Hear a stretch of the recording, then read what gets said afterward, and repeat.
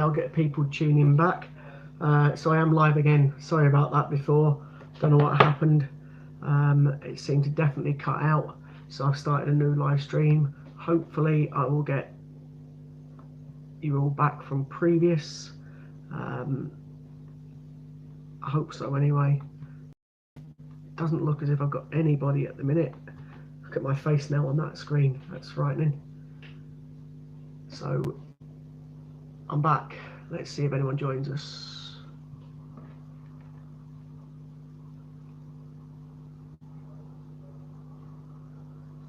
Got you watching. Mighty Coins.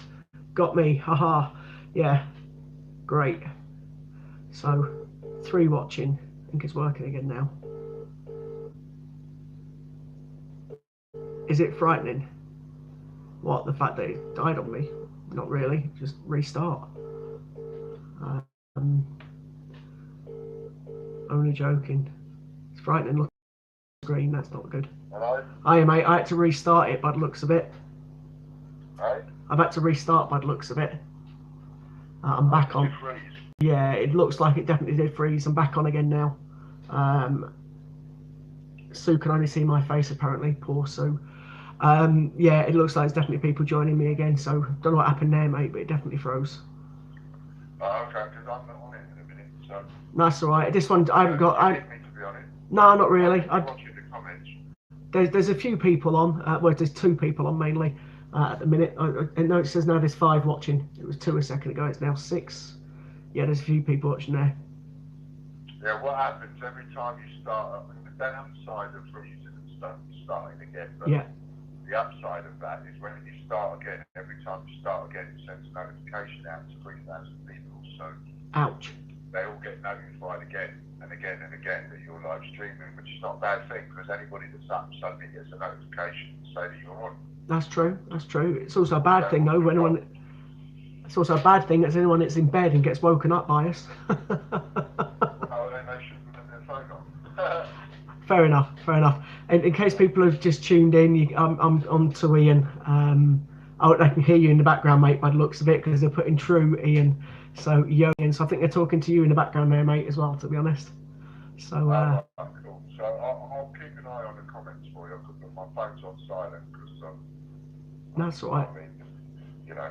Yeah, I'll keep an eye on the comments. That's right, mate. I'll probably let you go to bed, to be honest with you. You've got to get up early in the morning, no doubt. So I don't want to keep disturbing you. If it crashes again, it crashes again. I'll just keep restarting it until time to quit, to be honest. That's it. Just use it as practice.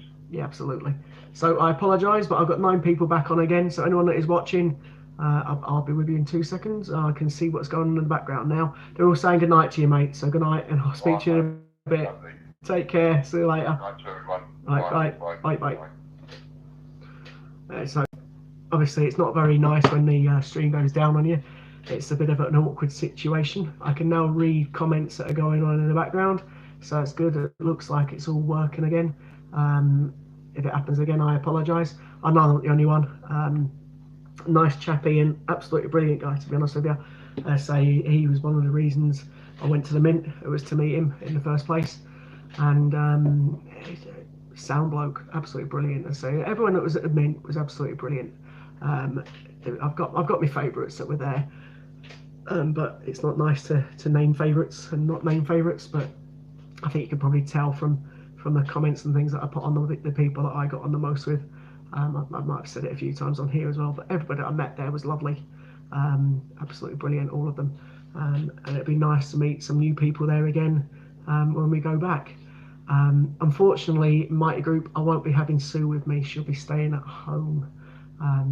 She will definitely come at some point, but it works out very expensive to have myself, Sue, and we'd have to bring the kids as well. So it's works out quite expensive to have all the family there. So maybe in the future, just not yet. At the moment, it'll just be myself. Although I was trying to keep Sue's face off camera. But unfortunately, Sue's been on now, which is quite interesting. I think Fran was on for the first time ever as well. Ian's wife, her little partner, earlier on. So that's quite funny. Stockport Mighty, I'll babysit Sue if you like. Yeah, I'm sure you will.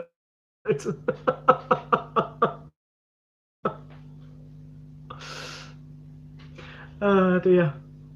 Okay, so if anyone does want to come to the minute, or is intending to come and meet a few people at the minute, that'd be brilliant if people do come down. There's now 11 people watching. Obviously, it seems to be the same people that are commenting on the chat. So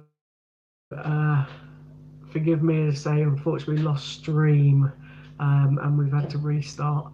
So once again, those that have tuned in to do auctions and things, unfortunately, the auctions have been stopped at the minute. It was basically stopped so that the staff at the basically Ian's staff and Ian himself can catch up with all the things that were sold and again froze again and it's back again. Anyway, so Ian's staff are basically catching up with all of their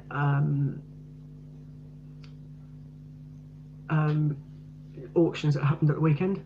As you can appreciate, there was lots and lots and lots of them.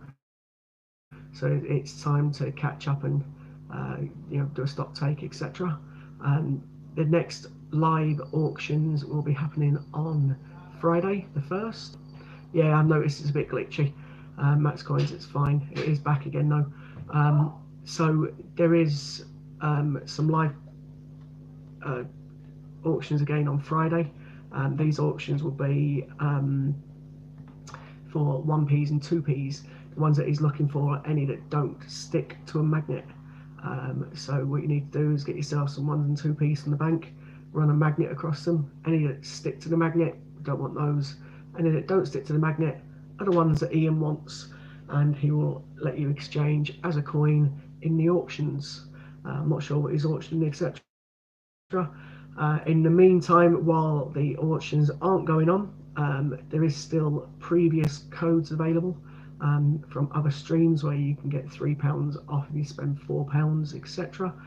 And of course, anyone that is a customer of Ian's, please just get any coins that you need to get. There's quite a few, lots of brilliant coins and things on the website. He's also got prints and things that make nice Christmas presents. And all kinds of stuff on this site, so have a look. And at the moment there's also 4 things that are going on, which are raffles, where there's tickets up for grabs, where you can win things on the raffles, so they're worth having a look at as well. So we're an hour and a half in. I'm sorry that it's crashed at times and been a bit glitchy.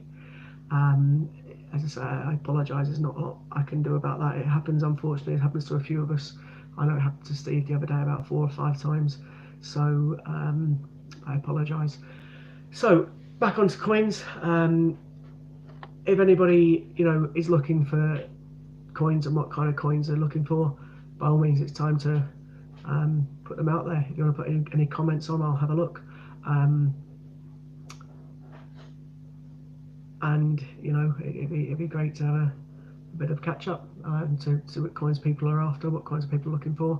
Bearing in mind, again, I was moaning earlier on that the raw mint there's a lot of coins that I haven't put into circulation that you'll never find in your change. That annoys me. I think it annoys a load of people out there. Saying that though, I've just bought into the fact that I'm still buying them, so I suppose I'm a bit of a hypocrite in that way, because I bought one today, the Wallace and Gromit one. Actually, I bought 3 of them. I've got to get 3 now to keep my 3 collections up. So I got 3 of them. Again, do you post office or bank runs, Scott? Yeah, I do. I've been quite lucky. When I first went in, people thought I was a bit odd, especially the people behind the counter. I used to say I was the annoying man looking for 50p's.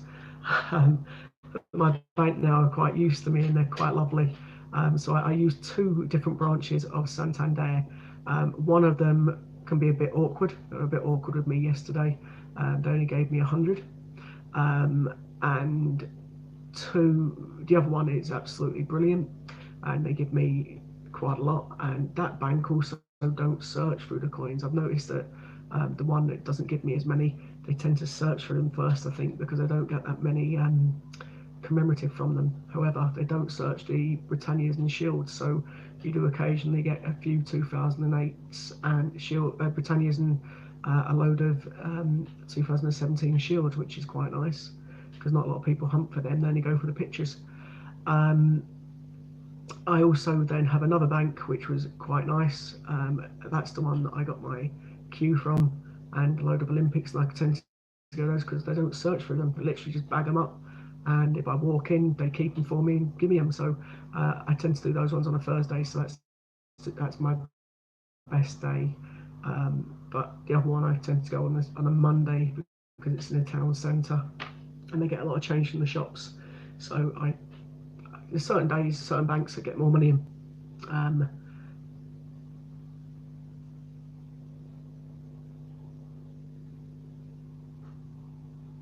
Oh right, okay. I didn't realise that my group. So I am Stockport, yeah.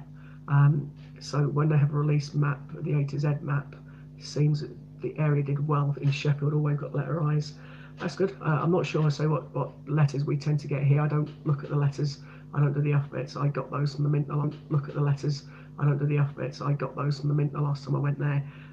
It's the 50p's that I tend to do. However, I've been quite lucky when it comes to the new Paddington. I got both of those, full bags of both. 250 of each. It's quite lucky in that respect. I've also got a post office that I get coins from. Post office can be a bit awkward though. They always say that you need a change or a change something or other if you're not a business. However, I've got one post office that are quite good. We seem to get new coins after you guys up here. Friend in Stockport, but noticed it's a weekly delay between us. Yeah, it depends where you are in the country. It depends where you are in the country, I suppose. Coins. I know that there's a few places that have got different coins, etc. Forgive me, I've just got a notification.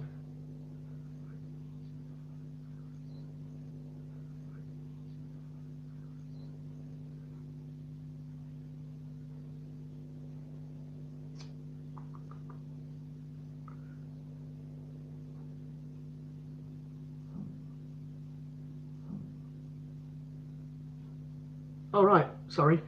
Forgive me, I've just received a message from Steve Fraser. He's basically said that he's just got 2 dud coins from eBay. So he's got here eBay. So he's got here, got this dud in my £502 hunt tonight. Sorry, not from eBay.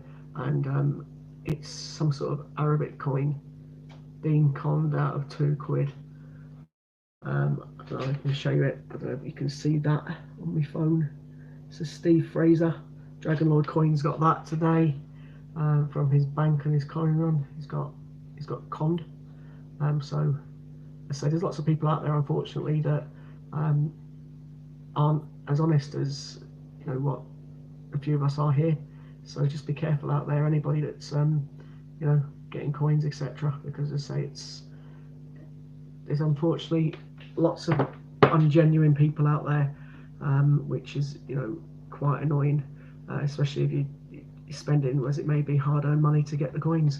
There's a lot of people out there that get coins that because they enjoy collecting and can't always afford coins, etc. So it's very annoying when you get a coin that is a fake.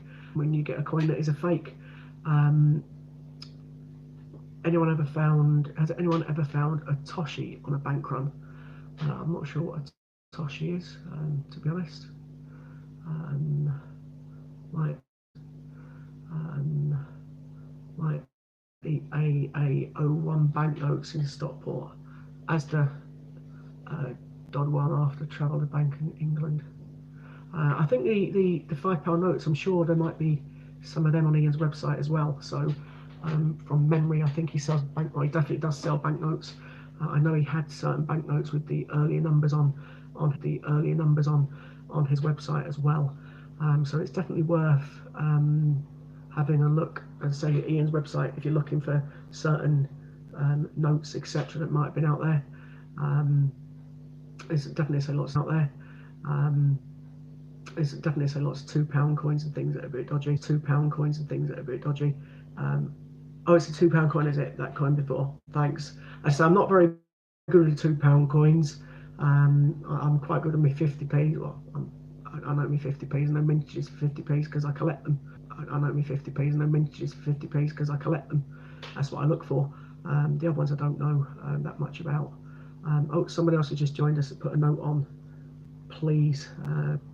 Poor Poopy Gaming, I think that's how you pronounce it. Gordon Allen, I recognise your name. Hi, good evening to you. I know you were quite active in some of the videos we've been on recently, so good evening. It's nice to see a face, a name that I recognise. There's a few names I'm going to remember after tonight, especially like Mighty Group and Max Coins or Matt. So pleased to see you all. It's been different on this side of the, it's been different on this side of the camera. I'm forever, as you know, commenting in the streams and things. I've never actually been picked to be one of the spammers, as it may be, one of the mods. To be honest, it's because I work most of the time through the day, so I only come. To be honest, it's because I work most of the time through the day, so I only come on in the evenings or after my work shift's finished. There's lots and lots of designs on 50p's, absolutely. So it's nice. Steve's back again. Quick bath time. You're doing a grand job. Thanks, Steve. A separate keeps crashing on me, mate. I'm having the problem that you had the other night. I suppose these things happen, don't they? So it's definitely different being on this side. So when you sat there watching it, and you just see the CJs coming across natural and streaming and chatting, I definitely will remember you, Mighty Group. You're a funny guy by the looks of it. Quite enjoying a bit of banter with yourself. It's absolutely brilliant, to be totally honest. Certainly making your time go quicker. I definitely won't. If you come to the Mint, I'll certainly buy you a pint. That'd be great. So in relation to having a bit of fun, no problems. Like he sabotaged me. Laugh out loud. I remember the other day Steve had like 4 or 5 resets, so I've had 2 so far. So you never know. I'm here till midnight. I've got an hour of 3 or 2.5 hours. I can't even count the time now. But I'm having a bit of fun with Mighty. He's a bit of a funny guy by the looks of it, so that's great. When I say guy, it could be a lady, but I'm guessing it's a guy with some of the comments he was making about Sue. You didn't know Steve Sue come online before because I was having issues, so you missed the opportunity to see the wife as well. So that's quite funny. I think she's a bit like others that don't like coming on.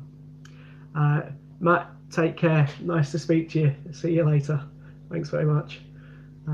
So anyway, back to me non-representing. So going back. So there's lots of things on the news website. Please feel free to have a look.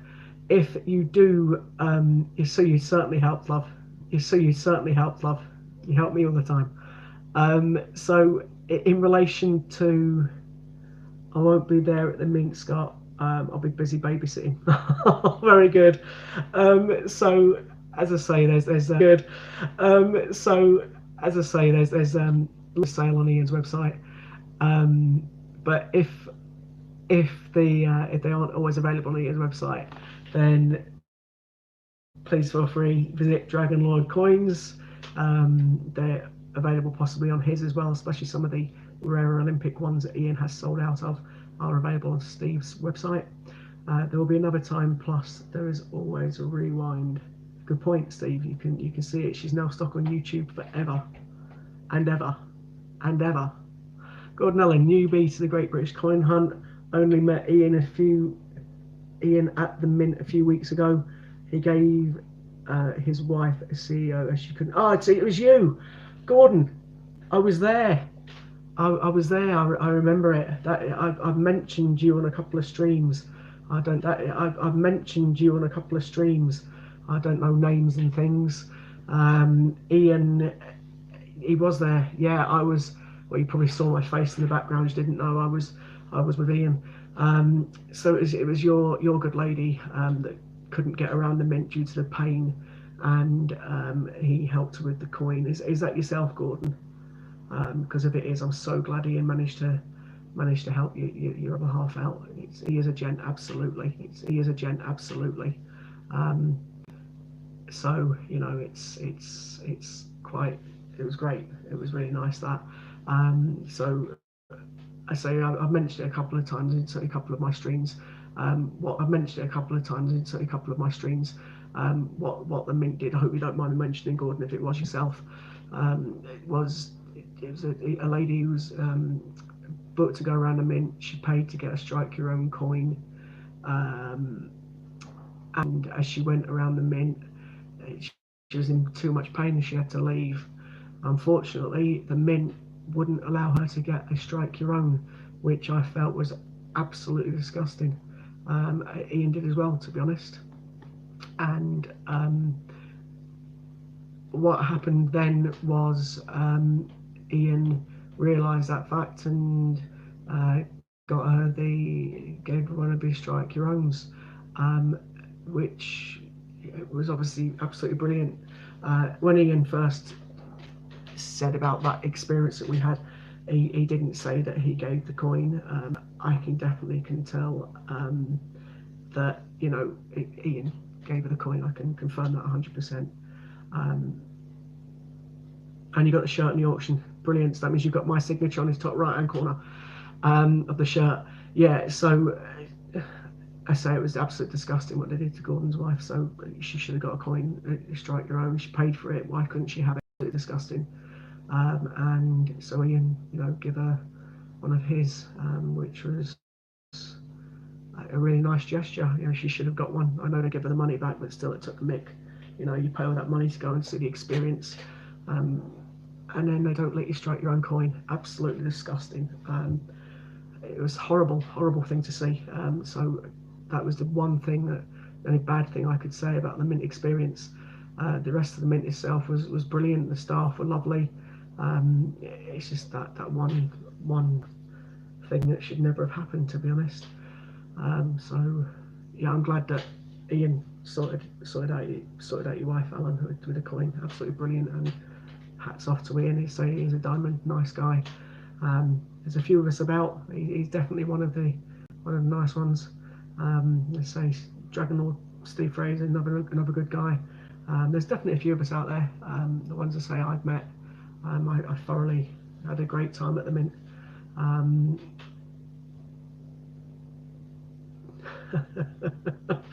So I'm just reading some of the comments going on in the background. So anyway, it's the Mint itself is lovely. How much to strike your own coin? From memory, it was about £6.80 or £6.90 to get one. When you go around, it might be different if it was £6.90. Yeah, Steve just confirmed. It was a little bit. It might be dearer if it's a £2 coin. I'm not sure, but 50p when we did it was definitely £6.90. Those 50p's, some people are now selling them for £40 plus on eBay. Some of the other ones go for quite a bit, especially the Isaac Newton one. The Isaac Newton one, because the Isaac Newton was a rare coin anyway. In 2017, when they struck it as a 2018, that automatically made it a sought after coin because the 2018 wasn't going to be put in circulation and everyone wanted it. So the strike your owns are, they do sell for quite a bit on eBay. A lot of it's people that are trying to make money.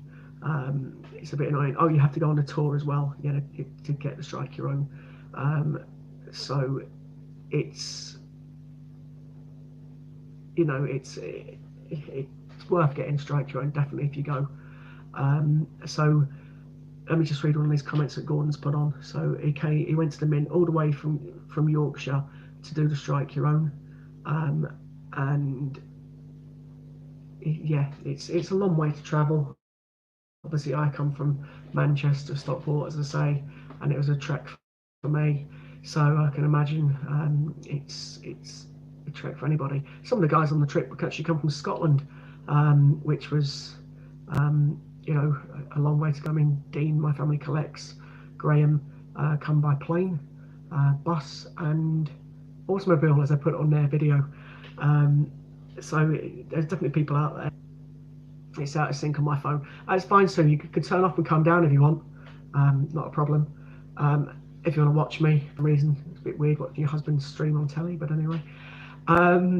Steve, yes, there is less than 20,000 2018 newtons. I can actually give you a mintage if you give me a second, because that one has been released, which is a bit of a weird thing to do. I gave you the mintage of 2018 Newton that they struck. I presume it's because I know how many of them they actually struck. So let me just get it, because I've got a figure written down. There was 19,934 of the Newton that were put into that were put as strike your owns. So they do go for a pretty penny on eBay, something like 65 quid, etc. I'm lucky I've got one. I didn't pay anywhere near that for it. I know, Steve, you've got a couple, haven't you, of the Isaac Newtons. So there's definitely well, it's a lovely coin design anyway, the Isaac Newton. I'm surprised, to be totally honest with you, the mint didn't do the Stephen Hawking, because that would have been a lovely coin as well. Anyone order a Wallace and Gromit coin today? Yeah, I ordered 3 of them. Jamie, Chief Bandit, Goldman. Oh, congratulations on your gold proof, by the way, mate. I was watching that live. Absolutely brilliant. Congratulations. As I've said in a few comments on a few streams I've watched and a few videos, I was so delighted that it went to one of Ian's customers, or regular customers and regular people that comes on the chat. So absolutely brilliant, mate. Yeah, I was so delighted for you. A bit jealous, of course, as well, because, you know, who wouldn't want a gold coin? But absolutely brilliant, mate. Well done. If you do, I think you were also talking before about possibly joining us in becoming a CJ. That'll be awesome as well, mate. It'd be nice to catch up and have a chat with you. I saw your video, obviously, about the gold proof. I subscribed to your channel as well. I say, mate, I was well made up for you. Absolutely brilliant. It was, you know, seemed like a nice, genuine guy as well. So well made up for you, mate. Absolutely brilliant. Hence why I called you the Gold Bandit from then on. You know, it's nice. It's nice that these things go out to nice people. Unfortunately, there might have been from the sounds of it, from what I picked up earlier on, a bit of an issue with someone that hasn't been so nice, and it may have stung Ian. And if that's the case, that person should be ashamed. I don't know who they are. I don't know any details. I just saw the videos. I'm in dark as much as you lot all are as well. It kind of upset me. I know it definitely upset my Sue to see Ian getting upset and down about it, and it's annoying. You know, anyone that it takes advantage of someone that's doing something good for charity, and you know, our communities, it may be, and for the coin world, shouldn't get done over in any way, shape or form. So there's some choice words that I would want to say, but I can't really in a stream in case it's played back by somebody that's under the age of 18. So, you know, what can I say? There's some unnice people out there. Is the best way of putting it. You wouldn't believe the amount of well, it's annoying. Anyway, that's all I can put. I agree, Steve. Should name and shame him, but I appreciate and respect what Ian does. You know, he's a true gent, and at the end of the day, it's Ian's choice. If he doesn't want to name and shame, then that's up to him. You know, I think the person that was knows who they are, and they should be fully ashamed of themselves. You know, I'm trying to watch my words carefully, because I don't want to use any language that shouldn't come out in a live video stream. So, and as we know, you know me quite well, Steve. I don't that often use those kind of words, and yeah, I certainly could. At the minute, I've tried to cut back. Anyway, what can I say? Ian, you got our support, the top bloke, and I don't know how that can happen to such a genuine guy. But Jamie, back to yourself. Spot on. Well done, mate. So happy for you. It's brilliant. Driving long distances, definitely in my ear interested. Yeah, I you know, I when I went to the mint, I obviously drove down on to. It took me 3.5 hours to come from Stockport to get to the mint. 3.5 hours wasn't that bad, to be honest. It's just a bit longer than that. It's about 4 hours. Unfortunately, occasionally I get a bit of sciatica. So when you sit in the same position like now for a while, you get a sore. Well, basically, it's my left bum cheek goes a bit numb and painful. Not being too explicit, but anyway, that's what it is. So I have to move around quite a bit, hence why I keep wiggling on my chair because I get a bit stiff. No rude comments there. I'm talking about my leg, not the.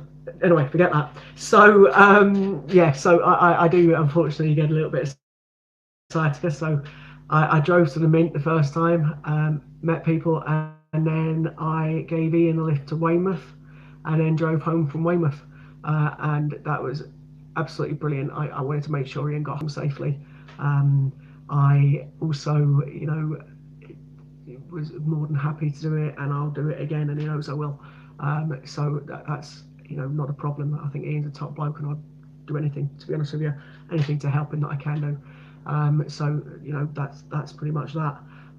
Steve, I've already commented that you've decided that you're going to ride shotgun this time from the hotel to the Mint itself. So Ian will have to take a back seat that day. But obviously on the way home, I'll definitely be in the front. One of the videos he streamed from the car. 20 stream 413. Hello, you're back. Weymouth is in Dorset, Lafty. Yeah, it's about a 4.5 hour drive back from Ian's house to my house. But it was. Sorry, mate. I couldn't resist, mate. I had to give you a little bit of material, didn't I? Let's be fair. It makes my night go a bit quicker when I'm having a bit of a laugh with you. And the good thing is, the next time I'm on, you'll make sure you come on and join in just in case you get to see Sue again. What can I say? It's great, isn't it? I'm back on as well on Thursday between 8 and 12. So, what can I say? My regular slot is going to be 8 till 12 on a Tuesday and a Thursday. I only expect chauffeur at the front. No, I was going to say the boss man at the front, Ian, but that's fine, mate. You called shotgun first. that's what it is, Steve. You know what I mean? So what can I say? You're going to the Mint on this Friday. Oh, brilliant! Again, get as many 10p's as you can, mate. Feel free, get them. And it's more you can use in some of the auctions when they come back, because I know Ian definitely is still trying to get as many 10p's as he can get. It's sensible. You've got to get them while they're so cheap. Why not? Until the Mint change the rules totally, and they stop anyone getting them, take advantage of it. Five back every time you buy something. Absolutely, you know what I mean. Sorry, mate, I just had a bit of a laugh. Or sell them to Chief Bandit. Yeah, I know why Chief Gold Bandit wants more 10p's. He wants to get another gold coin. And to be honest with you, mate, if you got another one, fantastic. Sit very, very nicely alongside the other one. What is on the Mint on Monday? I've been told it's the new coin that came out today that's to strike your own. So the Wallace and Gromit, and if it is, absolutely brilliant. I think it was it 20 stream 413 that I mentioned to something earlier on. Just email Ian or text Ian, and he'll give my number. Obviously, I'm not going to put it on the internet.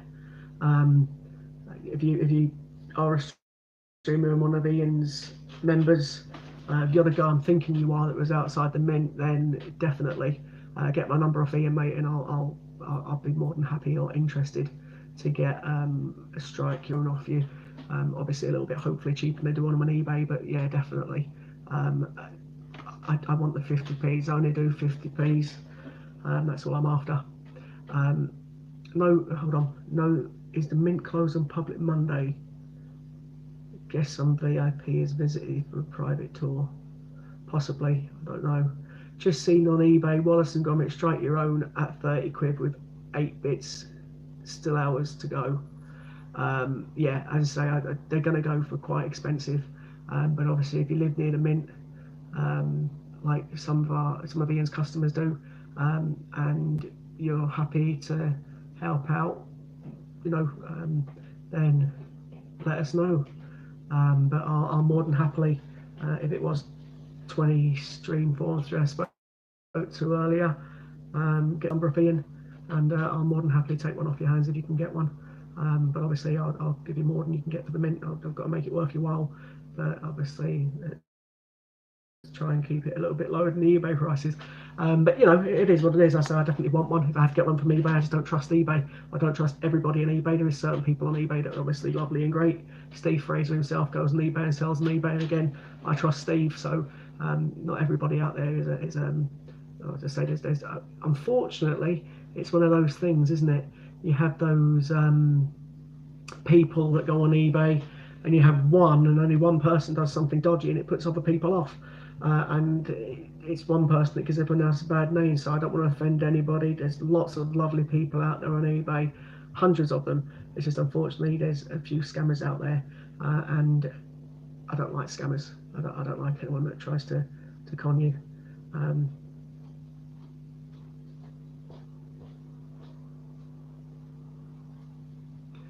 Yeah, okay. Well, let's say Ian's definitely got my number. Obviously, you can see me. I've been speaking to him on the phone in the chats. So absolutely fine. I've got if it's people that are trusted by Ian, then I'll trust you. It's not a problem.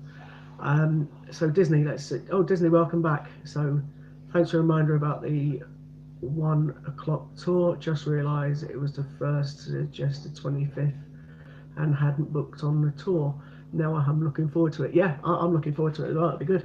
I say this one, I'm just going to be coming on my own. Obviously, and etc. The next one I'm going to go on, I'm going to try and bring my daughter, Katie, possibly my son Oliver. I don't think Oliver's overly keen. He's not interested in coins, whereas Sue or Katie definitely is. So I'd like to try and get into it as well, but I priced it up this time to bring them with me, and it worked out quite expensive for the hotel, and the tour and things. So it will happen, just not at this point. What coin are you striking, Scott? How do you mean, what coin am I striking? Sorry, I've lost you again. I'm having issues with my stream again. Give me a sec, let me refresh my computer.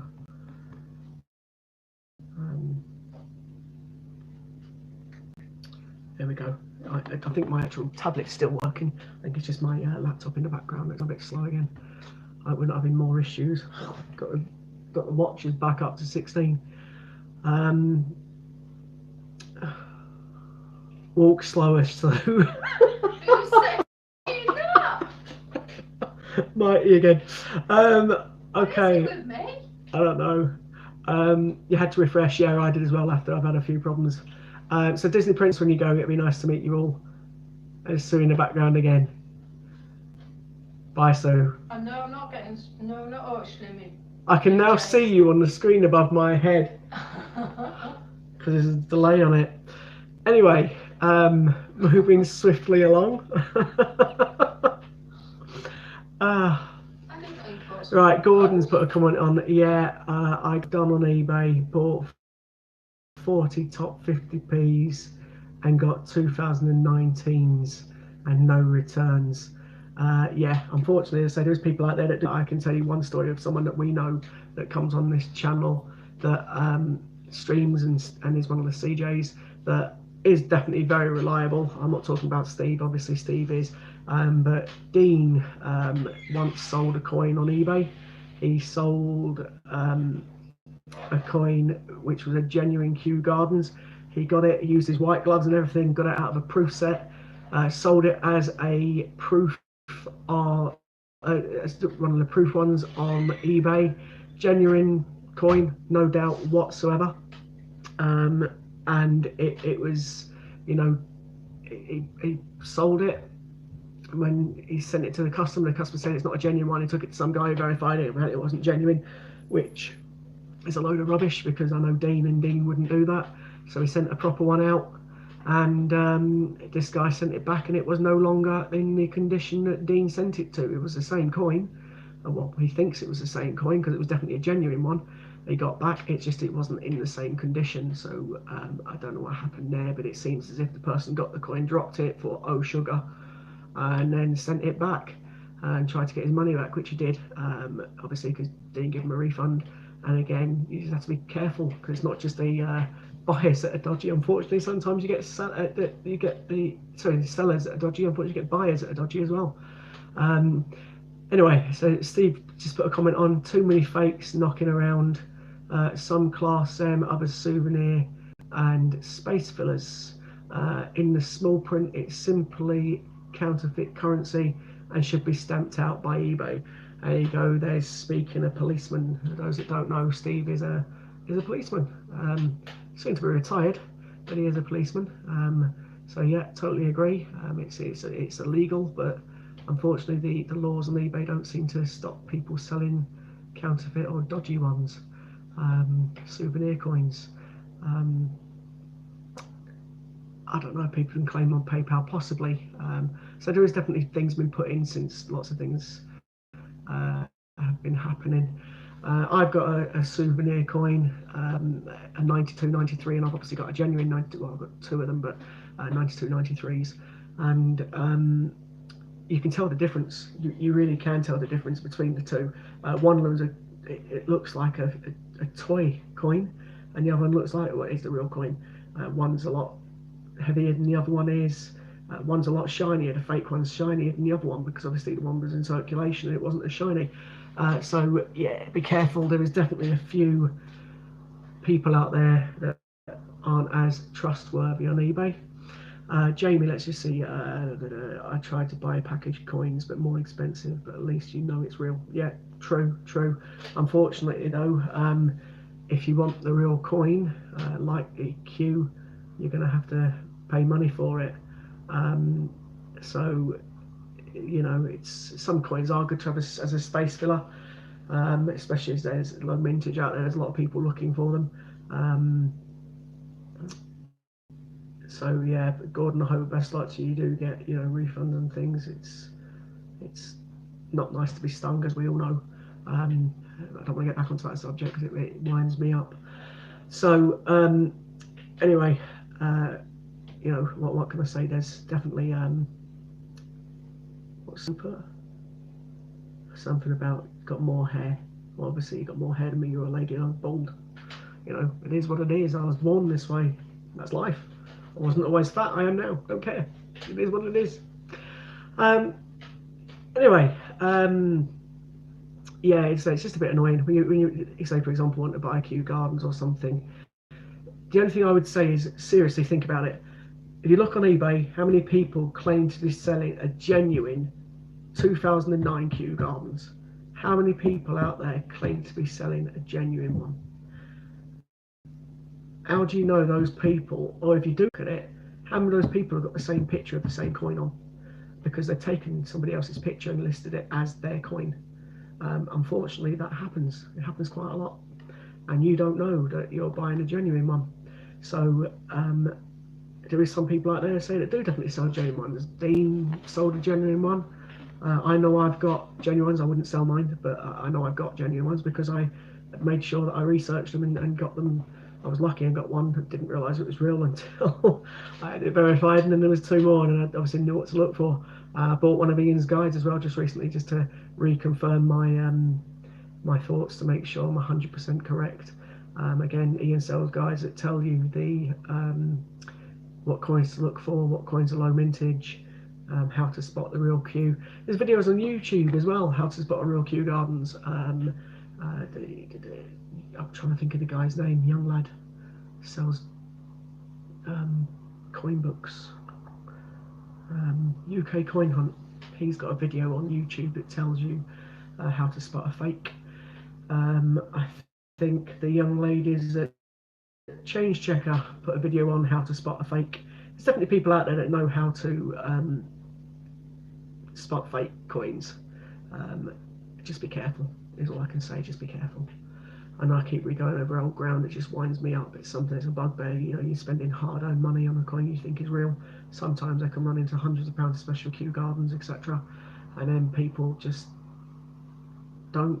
It's not good. Yeah, a pair of scales. That's true. A pair of scales, obviously, 8 gram or is the weight of a Q, and all 50p's. The older ones are a different weight. I can't remember what gram they are off the top of my head. but obviously, yeah, it's at a decent scale, which tells you if they're real or not. The Queen's Eye is the biggest giveaway on Q. The Crown, there's the sometimes under the neck of the Queen, she's got copy written next to her name. The way the neck points down needs to be above the P and not in between. There's definitely lots of things out there that you can spot the real Q. I mean, I'll more than happily have a check and and tell people if they're real or not, because I know what I'm looking for now. And you can trust me, I'd send the coin back, but I don't want to do that just in case it goes missing in the post or claimed to and then I get stung. So, but yeah, if anyone brings a Q, if they've got them to the mint experience and they want to verify it, I'm sure myself, Ian or Steve will be able to verify if it's a real Q for you. We know there's been people out there that have found them in coin hunts and they've been fake. There's been people out there just luckily found them in change and they've been real. They've gone to Tesco's or something, got it in change. You spend £100 on your shopping, get £100 coin back. That'd be something worth doing, wouldn't it? So yeah, there's lots out there.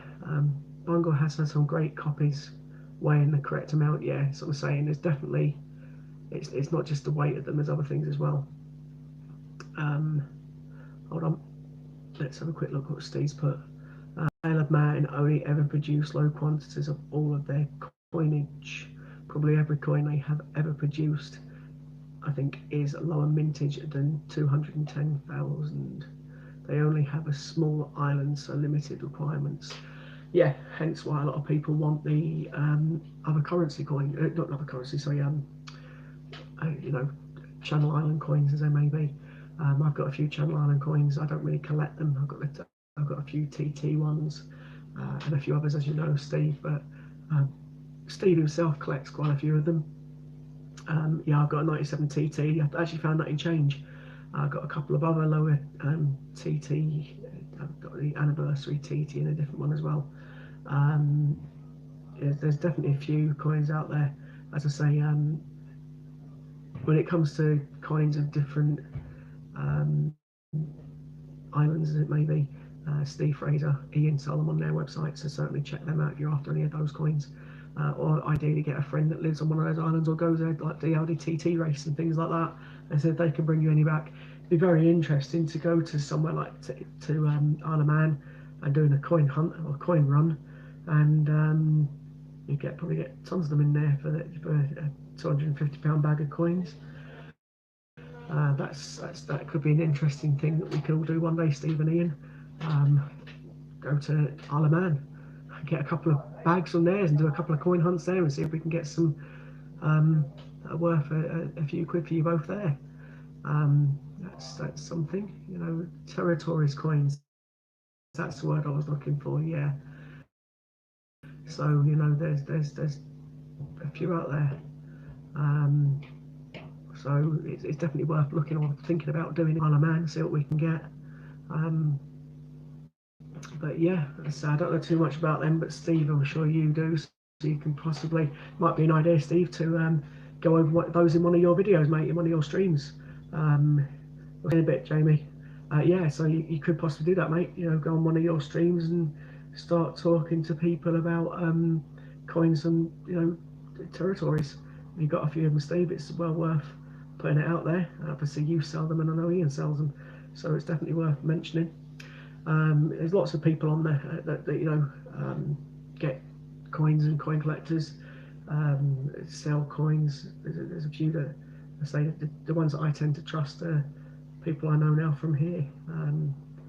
It's nice to have this community going. It's a good thing that Ian's doing because of the fact that you meet people and you know the people that are genuine and the people that aren't. And it's nice to know, if there's people that Okay, so I've just been asked a question in relation to Stevie B. Which non-metallic coin years is getting used on Friday? It's all of them. So I'm led to believe what Ian suggested everyone does is go to the bank between now and Friday, draw a small number of coins out. Obviously, you get quite a few coins for 10 or 15 quid, which isn't a lot to spend. And you can get it's the 2p's and 1p's.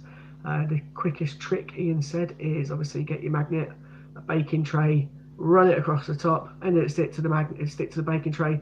Put them separately into a different dish. The ones that don't stick to the baking tray are the ones that Ian will be auctioning. He hasn't said anything about years or anything, just he wants the ones that are not metallic, so ones that won't stick to a magnet. All of those are the coins that you can use on Friday. However, keep the other coins and look through the dates on them. There are specific coins from the other ones that are metallic that you should also be keeping an eye for. I've got them written down somewhere, so if you give me a second, I shall tell you what they are. I was given a list of them earlier on by one of the other CJs. He's confirmed to me that the other years to be looking out for. These aren't going in the auction, but they'd be worth keeping for future, possibly future auctions. It's a 2008 Portcullis 1p, 2008 Feathers 2p, and the 2013 2p Shield, I'm led to believe, is also a low mintage year. So when you do sort through them, the ones that Ian wants on Friday are the ones that don't stick to a magnet. So any coin that doesn't stick to a magnet are the ones that you can use for auction on Friday. Any coin that does stick to the magnet, he doesn't want them. However, those particular dates I've just mentioned, he may use those in other auctions. We know for a fact he has been using the 2008 Feathers 2p in other auctions, so it's worth keeping those lower mintage years in case they ever come up. So it's definitely worth bearing in mind for the future other coins to keep. But the rest of them, I'd imagine you can just cash back in. I think Steve just sent me a text. Give me a sec.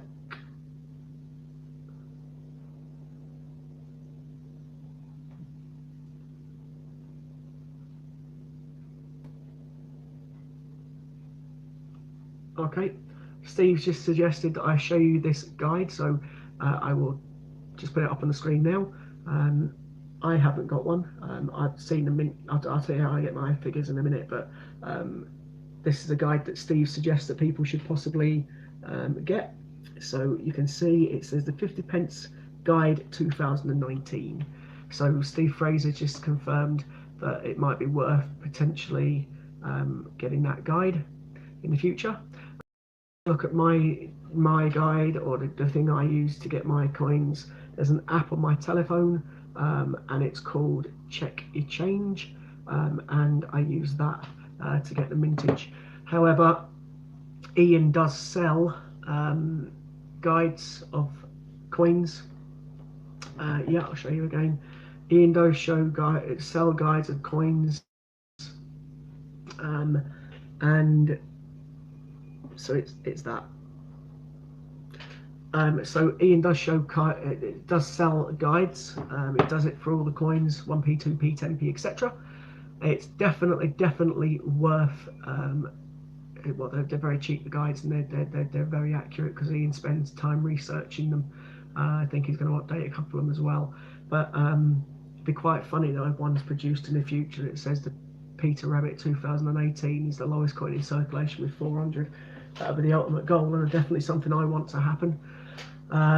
So it's great. So let me just catch up on a couple of messages. I've just showed you that again, Steve, so that's cool. Non-magnetic 1 and 2p's, that's right.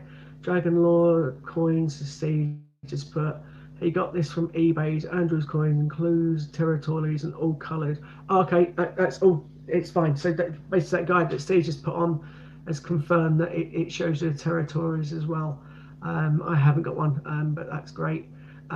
Coin World, you mean 1p from 1971 until 1992 and 98.99. Coin World, it's any 1p or 2p that is non-magnetic. So what we mean basically, anyone that sticks to a magnet, don't want them. Anyone that doesn't stick to a magnet and they just don't get picked up by the magnet, they're the coins that we will be auctioning on Friday. So definitely worth keeping them. I'd say because they're the ones that Ian will be auctioning for Friday, the ones that don't stick to the magnet. any that stick to the magnet. Check the dates on them. As I say, there's certain dates that are possibly worth keeping, especially the 2008 feathers, because we know about that one. That one has been used in previous auctions. So if you find any of them, fantastic, keep hold of them.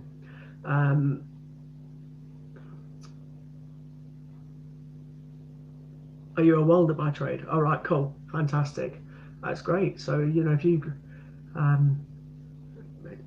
well, I believe there's people out there as well that may pay more in scrap value or other value than we do a coin, but I don't think that's technically legal. Melt them down, etc. I also heard a story of a lady not too far from where I live. She decorated her bathroom floor in pennies. So instead of using tiles and things, she wanted to put pennies down. So she got loads of pennies stuck into her bathroom floor, put the stuff used to, you know, as you put your tiles down with, and she used that as her tiles in the bathroom. Not a bad idea, I suppose, if you fancy doing that kind of thing. It's a bit like that car we saw at the Royal Mint. It was covered in pennies. That was really nice. So it could be different, I suppose. No, so not the halfpenny either. It's just the 1 or 2 p's that he's after. It's put on there in 2008. Coins from 97 on to 92, 98, 97%, 3% copper, and 99 mint we use blanks. Okay, so there's some more to possibly look out for, but so the ones that Ian definitely wants are ones that don't stick to the magnet.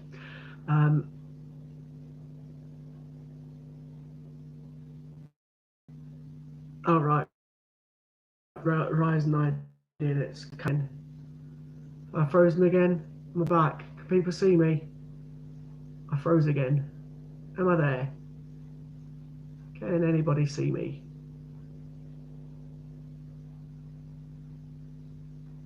Someone put a comment on if you can see me. I've lost myself again. I think I'm back. Yeah, thanks. I can see the comments. Sorry about that, I froze again. Seems to be weird though, every now and again it freezes. Maybe it's people are searching the internet or something, or news 10 just come on. Just a bit glitchy. Thanks, Steve. It's funny, oh, Susan Donaldson's got a spanner next to her. How's she got a spanner? I haven't given her a spanner. How'd you get a spanner on her?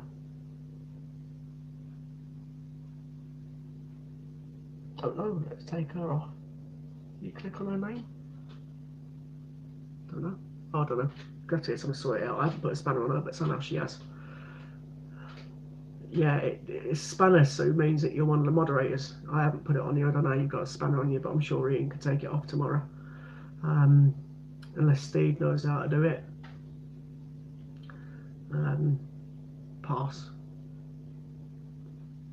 Unless I caught something when I turned it off before. Don't worry about it. I'm so we can see. No, I wasn't calling her a spanner earlier. Don't get me in trouble. Oh dear. Tell you what, so you're proving quite popular on here. I tell you, that's great. They'll be tuning in again on Thursday just to get to watch, you know, part 2 of you taking a mic. Right, okay, so we've got an hour and 40 minutes left. That's cool.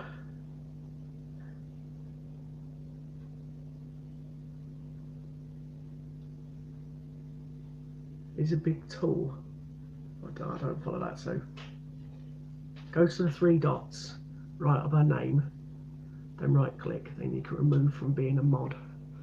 Right, I haven't got any dots next to her name, so pass. Yeah, there's definitely no dots. I can click on her, but I don't want to keep pressing things in case I kill it or let it die. I'll leave it, Steve. I'll get Ian to do it later on. In actual fact, I might get Ian to log on a bit. He might even be watching in the background. He may have even made her a mod without me realising it, because it definitely wasn't me that done it. So, pass. Well, we'll see. That's one thing I've never been, so Sue's got one over me now. I've never been a mod, and she's definitely down as being a mod at the minute. Or a spanner, 1, 2. We'll see. I can't left click. I'm not using it on a computer. I'm doing it on a tablet. So it must have been Ian that's done it.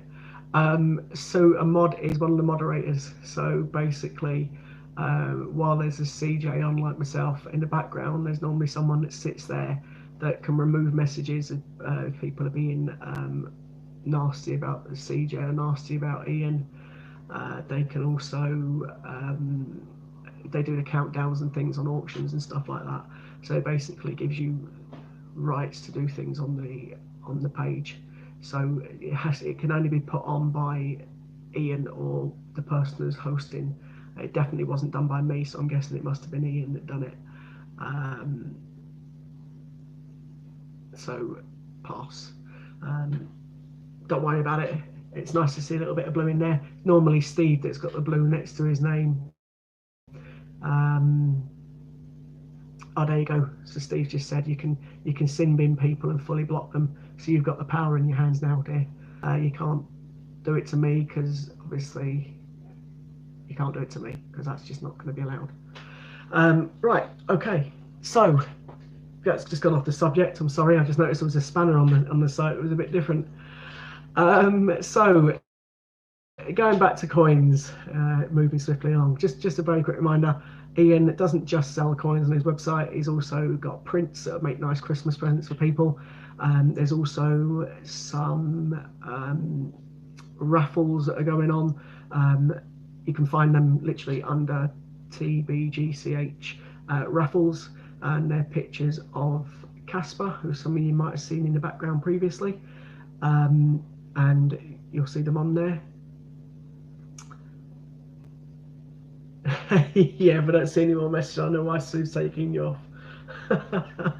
You can't bar Steve either, Sue, because you know he's one of the CJs and a mod and top bloke, to be fair. So definitely don't click on his name. So yeah, it's fun.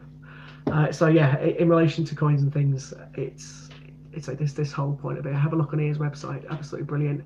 And again, if Ian hasn't got any of the coins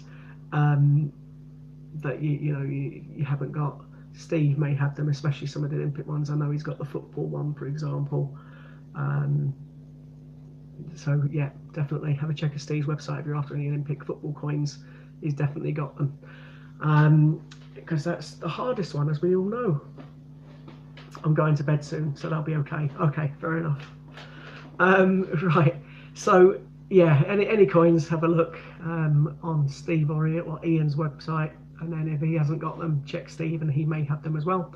I think I've plugged you enough there, Steve. I'm getting sick of saying your name, so I'm going to stop plugging you. But put a link on. Oh, you can't put a link on, can you? Yeah, I don't know how to put a link on for you, mate, so I'll have to leave that for now. Hence why we need a moderator, but Sue won't know how to do it either, so she can't put a link onto your group either, mate. Sorry, we'll do it another time for you. So it's nice to see a few other people now that I recognise. Stevie B, I recognise your name. Peter Pan's World Cup cricket, etc. But it's all good. Okay, so Steve's saying he's got all the Olympics, A to Z's, Peter Pan's World Cup cricket, etc. But it's all good. So at some point in the next couple of days, I'm sure Steve will be back on. I think he's on Friday, aren't you, mate? So he'll be able to put his own link back to his website, or you can subscribe to him. Just click on him here, click on his name, and then you can subscribe to him if you haven't already subscribed to him, and you can get all of his details from that as well. In actual fact, if any of the CJs are on, they can all be subscribed to individually. I haven't got a CoinTube channel, although I've managed to get subscribers. But you'll see me doing probably some Gruffalo videos when I get them through the post to put them into circulation from Ian. So as I say, you'll see some videos from me at some point.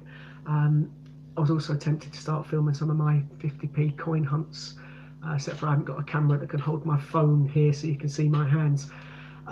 So that may happen at some point, but I'm sure Katie will definitely be joining me on those. I definitely don't want Katie's face on camera. She's a bit too young for that, being only 11, nearly 12. It wouldn't be right to put her face on camera, but I don't mind her hands being on camera. you know, can appreciate that. I don't want my daughter on here. Oliver's a different person. It's up to him. Being a 14-year-old old lad, he can do what he wants to do. He wants to be one of those gamers that goes on channel and things. So you know, that's what he wants to do. Best of luck to him if he can do. Thanks, Gordon, if you just subscribe to Dragon. Steve's a quality guy, as I say. So yeah, anybody else that wants to that streams videos and goes on, Bungle collects, Dean at My Family collects, etc. Warren, I think he's got his own stream. You know, lots of the CJs and people that do the things for Ian. Obviously, we're all happy if anybody subscribes to us. It's nice. You know, come along to see us, have a chat whenever we're on. I say I'm going to be doing a regular slot on a Tuesday and a Thursday between 8 and 12. You see Warren quite a lot. He's a phenomenal guy. Warren, he's on all the time. He's up all night doing auctions, charity things. Got a lot of time for him. He's an absolutely brilliant bloke. Steve, great. He's on quite a lot as well. There's only one lady CJ at the minute, and that's Hannah. Bless her, she did the stream when she was poorly, and you could tell she was in absolute agony doing it with her tens machine, and you know, she was there. So she's the only one. Well, Ian is looking for more CJs. Anyone that's out there that does stream, does videos, that would be interested in getting involved, let Ian know, and he will more than happily. We are looking for other CJs to help us. I think the idea is that we can potentially at some point go 24 hours live stream. I think at the minute we're doing 12, so from 12 till 12. So it's nice. We can only grow and grow, hopefully. You know, I'll sit here first, but there's going to be more that go on. Yeah, of course you can throw a random question out there, Mighty. Let me just have a read of it.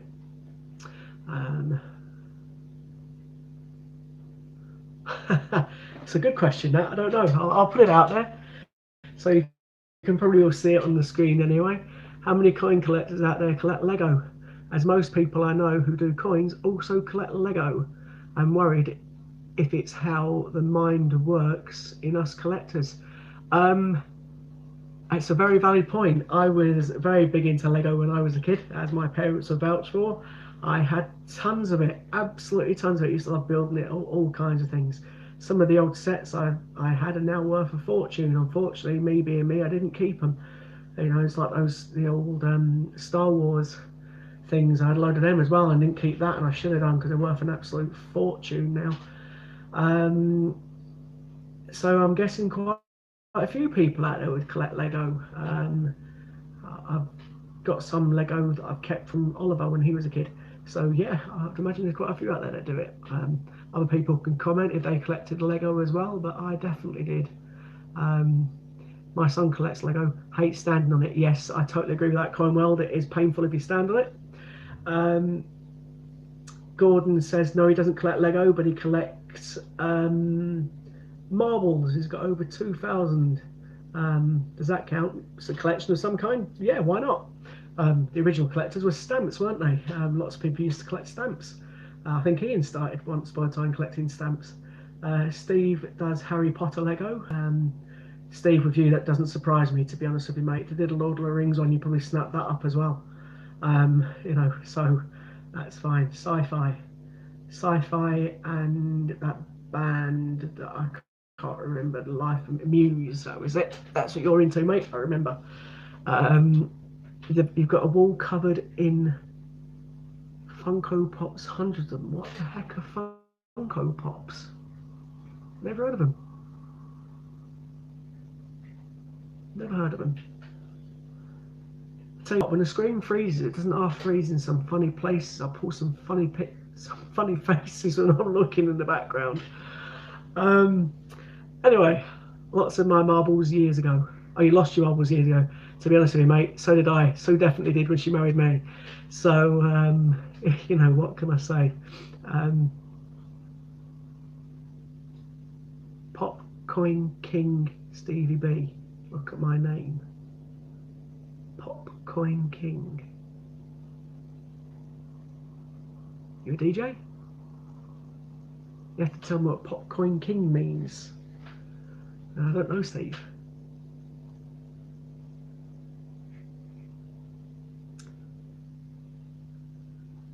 Not sure. I recognise your name though. You're on the streams quite a lot, so it is nice to see familiar faces. There's only 11 people watching, and there's definitely a few out there.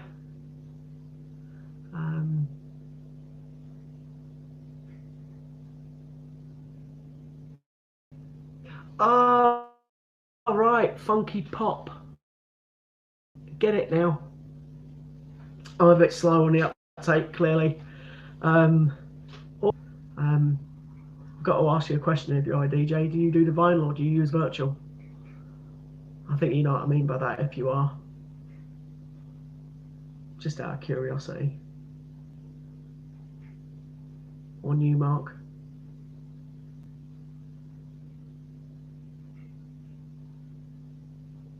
Vinyls. Yeah, I guess it probably is vinyls, to be honest with you. Mixing desk. Yeah, vinyl. Yeah, that's cool. Awesome.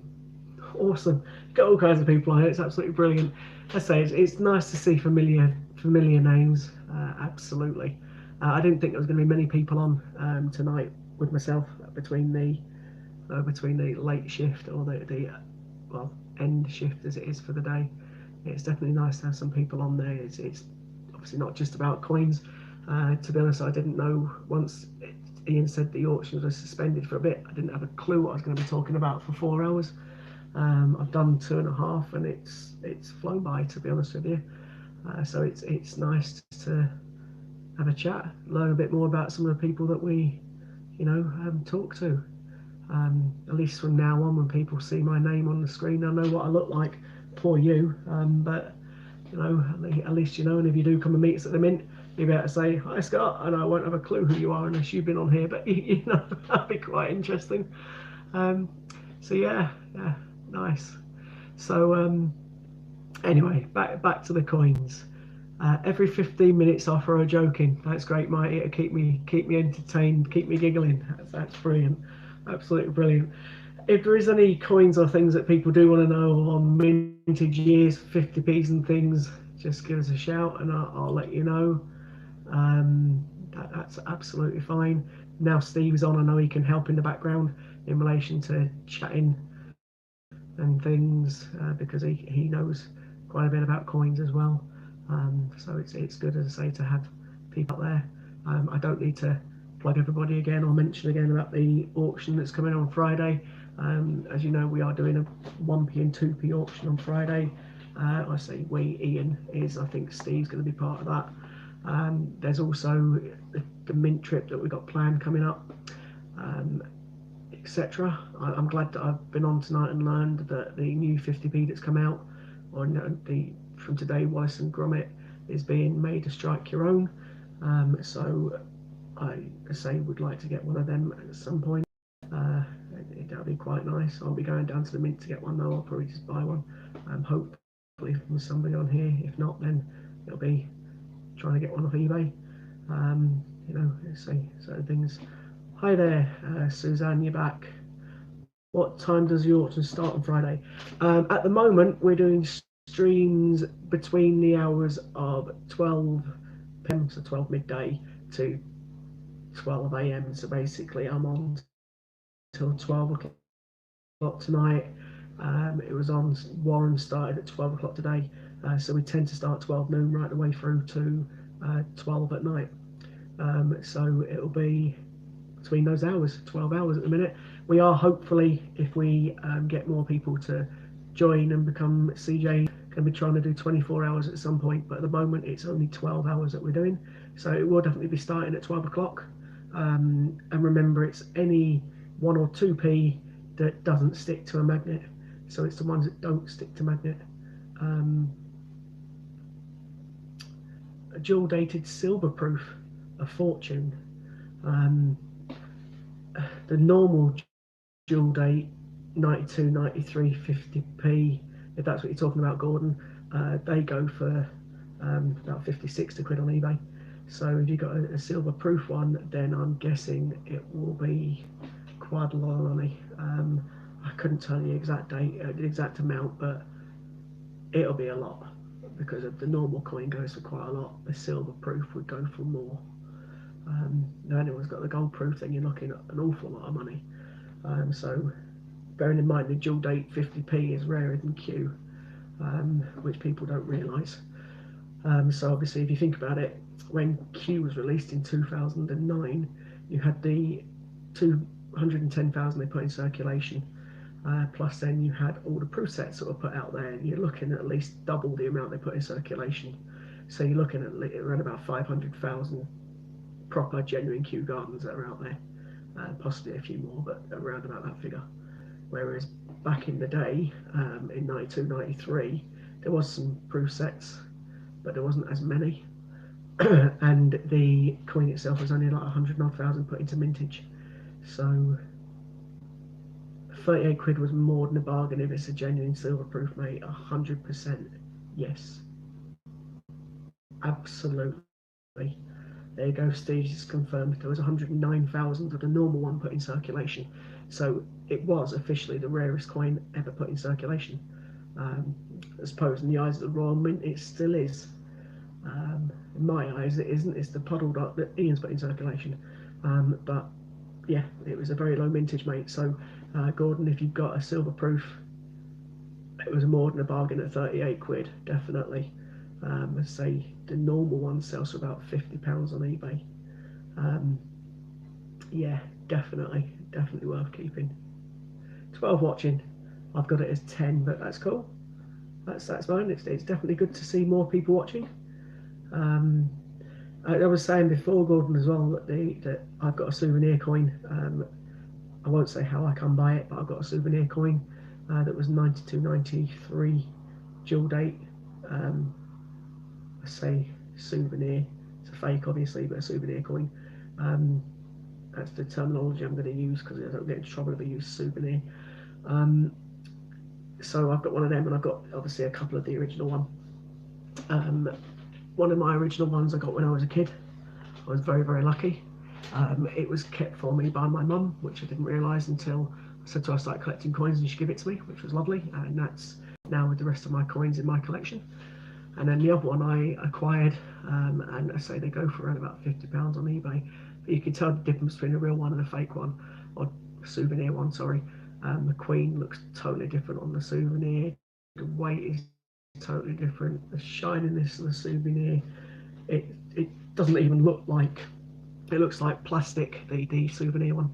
So it's a definitely well worth the money if you can get a 92, 93 coin. So in my opinion, it's rarer than Q. Will it ever go up in cost? I don't know. Steve just confirmed there it's too plastically and obviously to be plastered as counterfeit. It would fool a 4-year-old. It was a horrible coin, the fake one or the souvenir one. It's frosted. Well, as long as it's silver proof and you can guarantee it's silver proof, then you're onto a winner.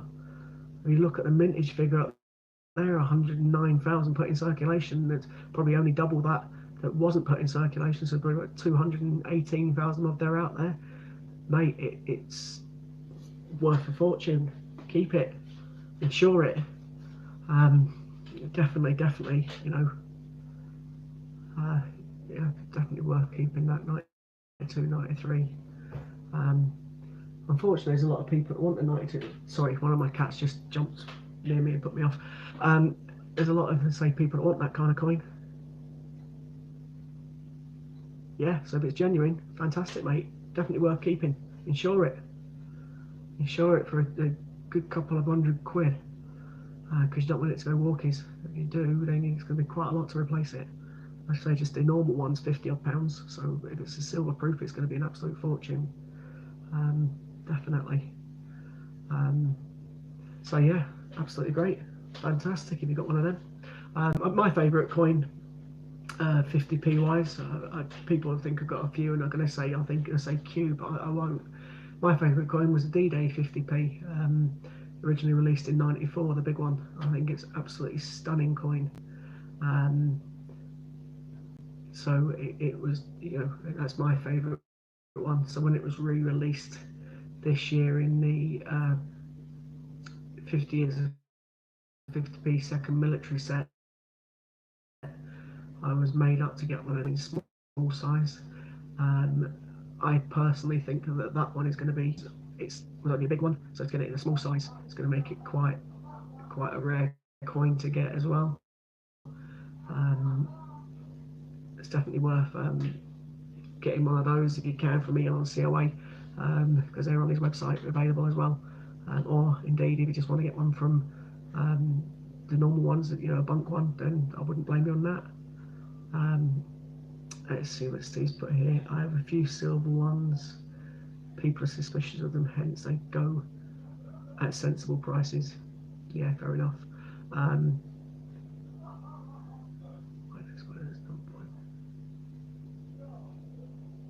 Oh, right, okay. It's in with the spider, so no one is getting that. Gordon, I don't want to know what kind of spider that is. I don't like spiders. Don't like them at all. Horrible things. One of my friends had a tarantula and it ran up my arm and put a Theragon into me. Never again. Anything that big. No thanks. Steve just confirmed his favourite 50p or second favourite 50p is the Isaac Newton. What's your first favourite then, Steve? That's your second. I do like the Newton. I think it's got a nice design on it. I quite like the new one that was released this year, the Stephen Hawking. I think that's quite a nice coin as well. Good home security. And loaf spider. I don't know what those is. Yeah, you agree. 94 D-Day, yeah, I like that as well. It's a lovely design. I haven't got one here, otherwise I'd show it. But you all know what one it is. It's the one with the planes, and it just looks stunning. I think the Battle of Britain one's quite nice as well. That was released in 2015. We're talking about that before, and the fact that it's got Queen's head that are worth looking out for. The JC is the one that's in circulation. If you get one with IRB on it, as I've said a few times on here, IRB at the bottom of it, Ian wrote broadly, is the proof set coin, and that's also hard to get. You could only get those in the coin packs, so it's another nice coin. I think the Battle of Britain coin. In actual fact, that military set that was released, I liked 3 of the coins in that military set. I thought they were real nice. The Victoria Cross medals I'm not overly keen on, or the Wounded Soldier, or sorry, Heroic Acts as it's called. I'm not overly keen on those 2. But yeah, I do like 3 of the military set. I like the 1066 as well. Steve, in 1994, it was fantastic detail on the 50p face coin, the best to date. I totally agree, mate. I love it. I think it is by far the best 50p coin out there. So now it's been released into small size in the bunk sets, and also available on Ian's website as a COA. I think it's an awesome coin. I think it's going to be certainly go up in value. That one, I do like that one. You got a D-Day on auction, can't wait to get it. Yeah, it's nice, Gordon. The DJ 50p is lovely. If you can, Ian, I believe, sells the big one as well.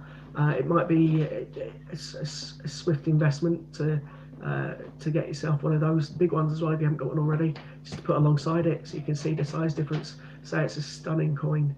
It's definitely my favourite 50p. So when people ask, but I also like, I should say, the one that is one of the 2016 Peter Rabbit coins, because that's what got my daughter into collecting the coins and got me into collecting them.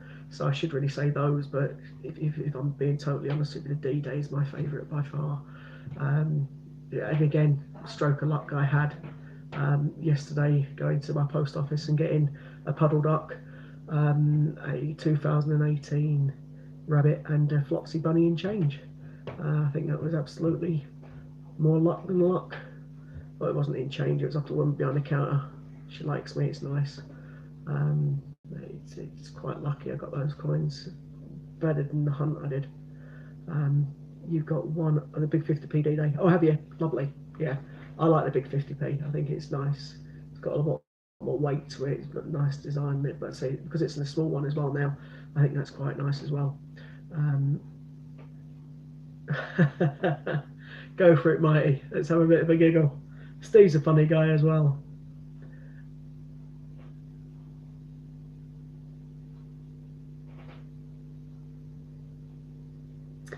Yeah, I've seen that one before, but I'll read it out for you anyway. So I was digging our garden when I found a chest full of gold coins. I was about to run straight inside and tell the wife about it, but then I remembered why I was digging the garden. Um, yeah, obviously, I get that. Steve Fraser's just put on there 1994 Normandy landings, 6.75 million, but most have been melted down. So, yeah, if you can get hold of a big one or keep a big one, I think they're worth keeping for now as well. Um, it's stunning coin. I've dropped down to 7 watching. I must be boring people. Oh well, it is the late shift, and I can't do auctions, unfortunately. That would have attracted more, but I totally understand that Ian needs to get up to date and things. So I get that. If anybody else does want to discuss anything, feel free, put some comments on, and I'll happily have a chat with you about whatever you want to talk about. I can give you some other messages, but it looks like Steve's doing that for me as well.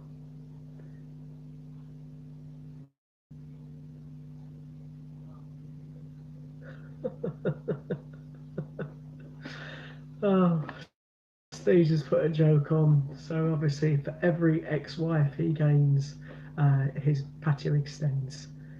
Soon he'll be good enough to make a landing strip. So I hate to say how many wives you've got, but that's quite funny.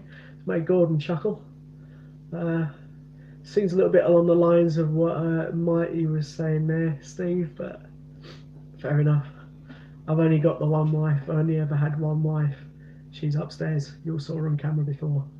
Um, good one, Dragon Lord. I own Heathrow. So I know where you're coming from. Oh.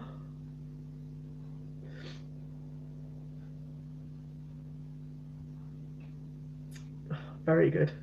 All right, Steve, that joke's a bit bad, but I'll read it because, what can I say? So he walked outside and coins fell on his head from the sky. It's climate change. It looks like you two are now doing a comedy act. Mighty group, yeah.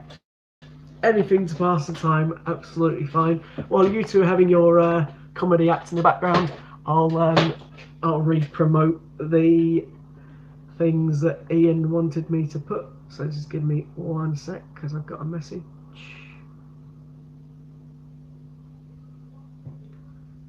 That's fine.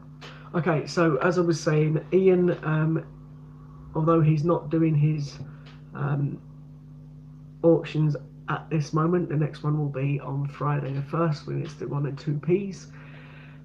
He is still obviously having the raffles. So there is 4 raffles that you can buy from his website. One of them is a raffle. It's £3 to enter. There's 100 tickets on sale, and it's for 5 seal bags, the 2019 50p shield. Or did it say shield actually? £5 sealed, 5 sealed bags of 2019 50p's. I'm guessing it's the shield. There's also £600 reward points, 100 tickets available, £5 each to spend on prints. That'd be quite nice for a good Christmas present if you win that. £600 on prints for Christmas. That'd be quite very good, to be fair, for anybody that wants or thinking about Christmas presents. And you win it. There's also a raffle 50 times 2018 suffragettes. What I think he means by that is that the People Act 50p. So there's a chance to win 50 of them, and there's 50 tickets available at £3 each. And the final raffle he's got is for the 1973 big 50p, the Circle of Hands, and that one is again 50 of them, tickets available for those at £3. So you can get those through Ian's website, which is absolutely brilliant. Auctions, not auctions, sorry, they're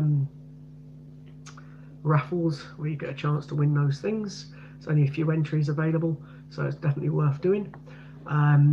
There's also again the coin auctions that will be starting again on Friday on the 1st, and these are for 1 and 2p's, the non-magnetic ones.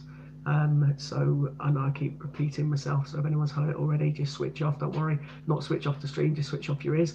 And the non-magnetic 10p's, I think Dean from My Family Collect showed how to get those. Try to put the magnet on a baking tray and pick up the ones that pick up you don't want, chuck them away. The ones that do pick up, sorry, the ones that don't pick up you want them, the ones that do pick up we don't want them. However, the ones that don't pick up, let's say the ones that be auctioning, the ones that do pick up, check the dates on them, because there's a few dates that are worth.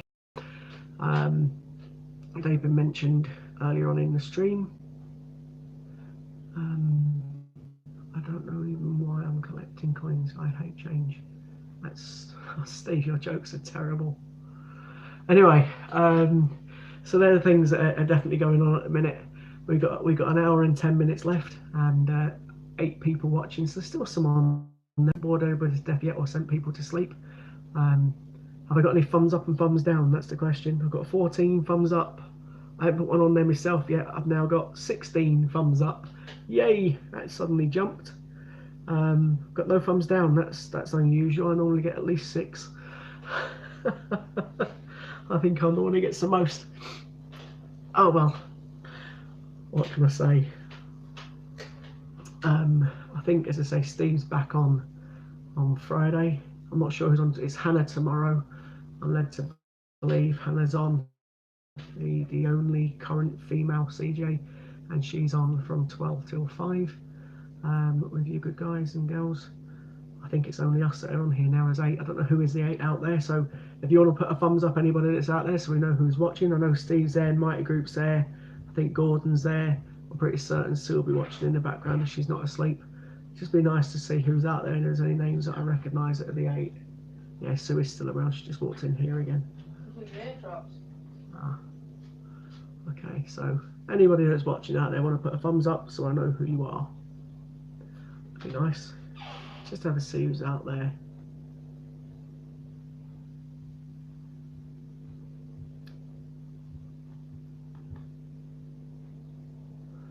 No? Okay. I'll just refresh my computer again to make sure it's definitely up to date. Yeah, it looks like it. Okay, that's fine, it doesn't matter.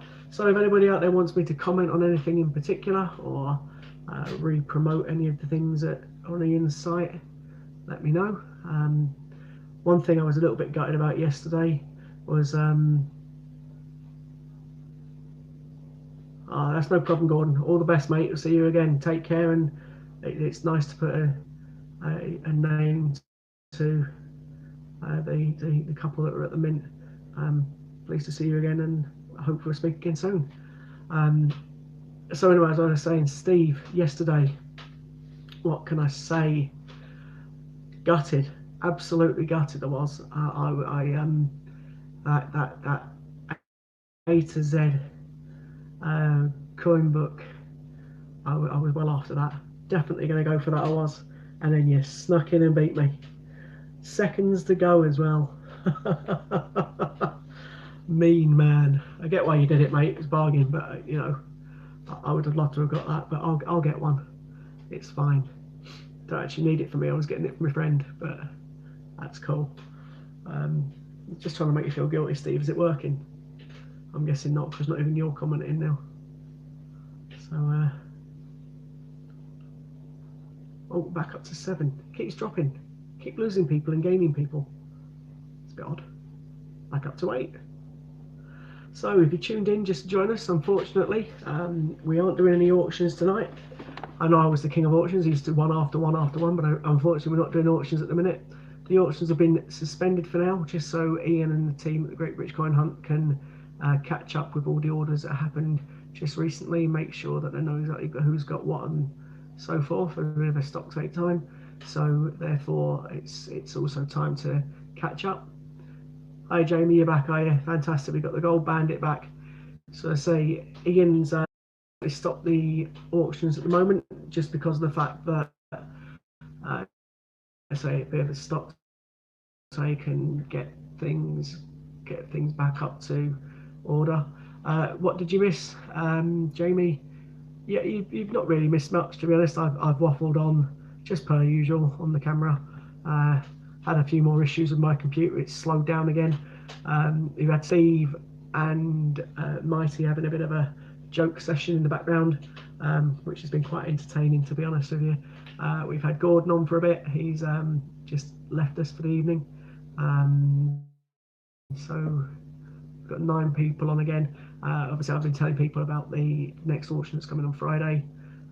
We do 1p and 2p's. You got frozen screen again. I'm hoping it's working now because it seems to be working on mine. You might have to refresh, Jamie, if you can hear me. You give my missus a thumbs up. Cheers, mate. She's not bad. I'm gonna have to swig a drink. She's yeah, she's alright. Give me a sec.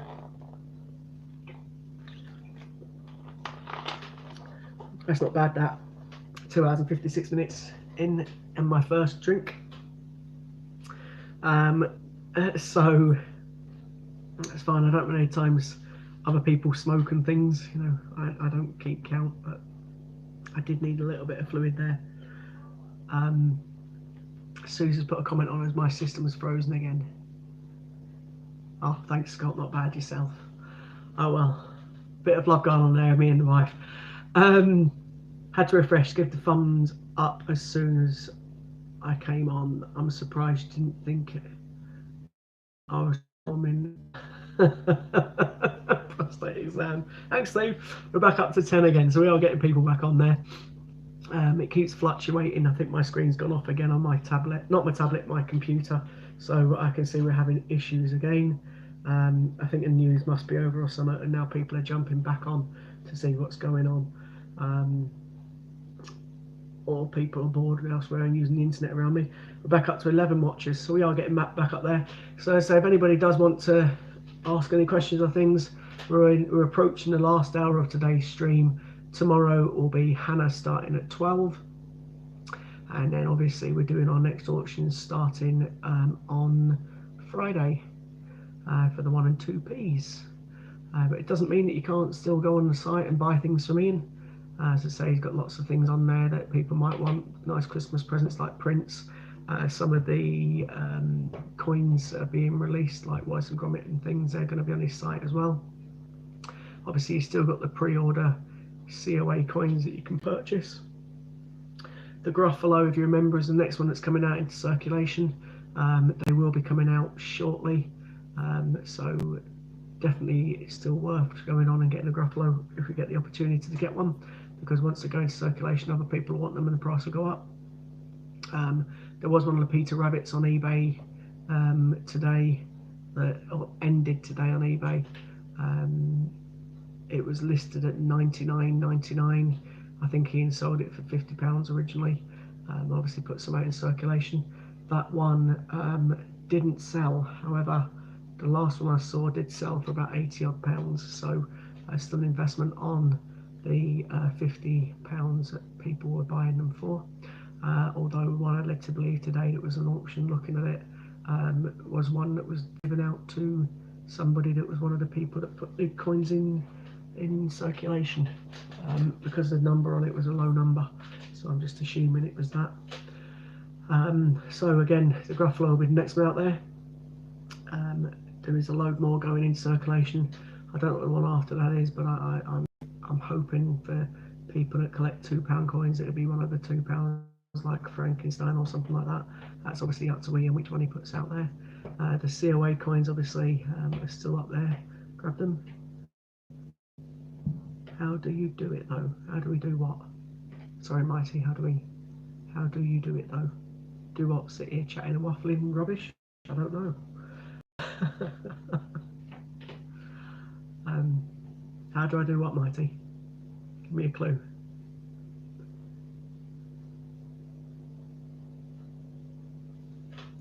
I've got a slow delay on my laptop again. Oh, forgive me. So I didn't realise that yeah, I've still not got a, still not up there. It's not been refreshed. Yeah, so I don't know what's going on. My computer seat's going slow, so I can't see any comments at the minute. If there is any comments on there, the last comment I've got on there is one from Mighty Group saying, "How do you do it though?" I don't know what it means. How do I do what? That's fine. We've got 10 people watching again. So if someone wouldn't mind just putting anything on the screen, like a hi, hello, anything, just so I can see that my stream is working again properly. Is Steve still on? Or Steve, if you are on and you can't see me, text me, just so I know what's going on. It's definitely died again, I think. Hi, thanks Steve, hi. So I must be still on then. Okay, that's cool. It's still working, great, that's good. I keep having issues again, it keeps slowing down again, mate. At least I can see, so I don't know how delayed I am. Can see and hear, that's good. I can just about see, and Sue can't hear it at the minute, she's deaf in one of her ears. But that's fine, you know. Bad joke, I know. Okay, so Mighty, can I perform an online voice test with you, Scott, and see if you guess the accent? I don't know. I don't know how you can do an online voice test. I wouldn't have a clue how to do that. So what accent have you got?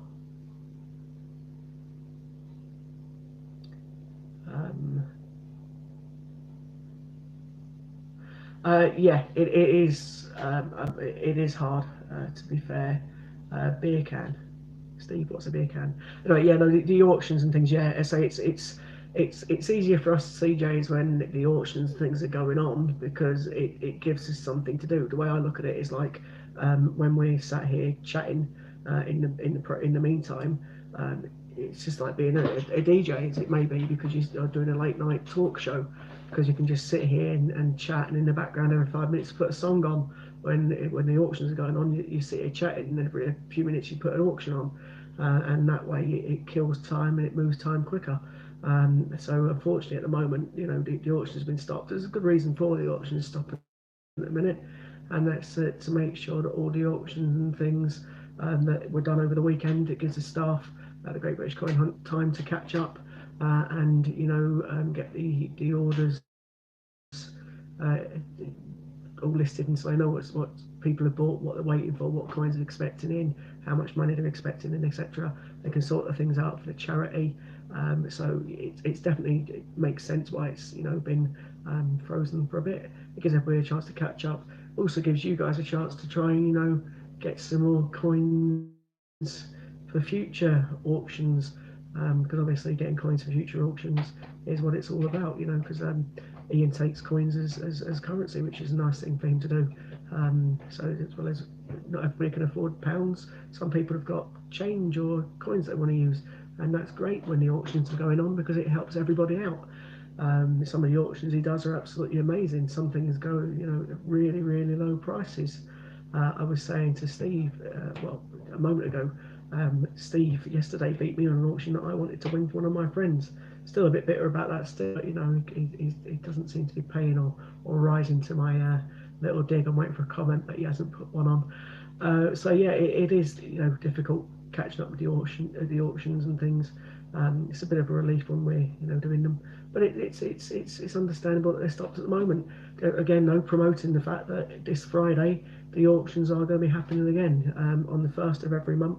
Ian's confirmed that he will be doing auctions with 1p's and 2p's, and the 1s and 2p's is after the ones that don't stick to the magnet. So if you run a magnet over a bag of 1 or 2p's, you'll find a lot of them will stick to a magnet. Those ones he doesn't want. It's the ones that don't stick to the magnet that Ian does want because they're older years. He's got a method in his madness. I thought you were going to comment to that, Steve. It's absolutely fine, mate. I'm just pulling your chain, you know. my friend wanted one, but I'll get her one, don't worry. So yeah, as I say, in relation to what's going to be the next auction, is it'll start on Friday at 12 o'clock. It'll run till 12 o'clock that night, I'm guessing. Can you see me, Scott? No. Where are you?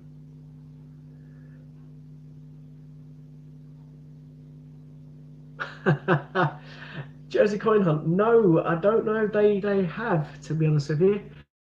Have people realised just how much postage is going to be with 1 and 2p auctions?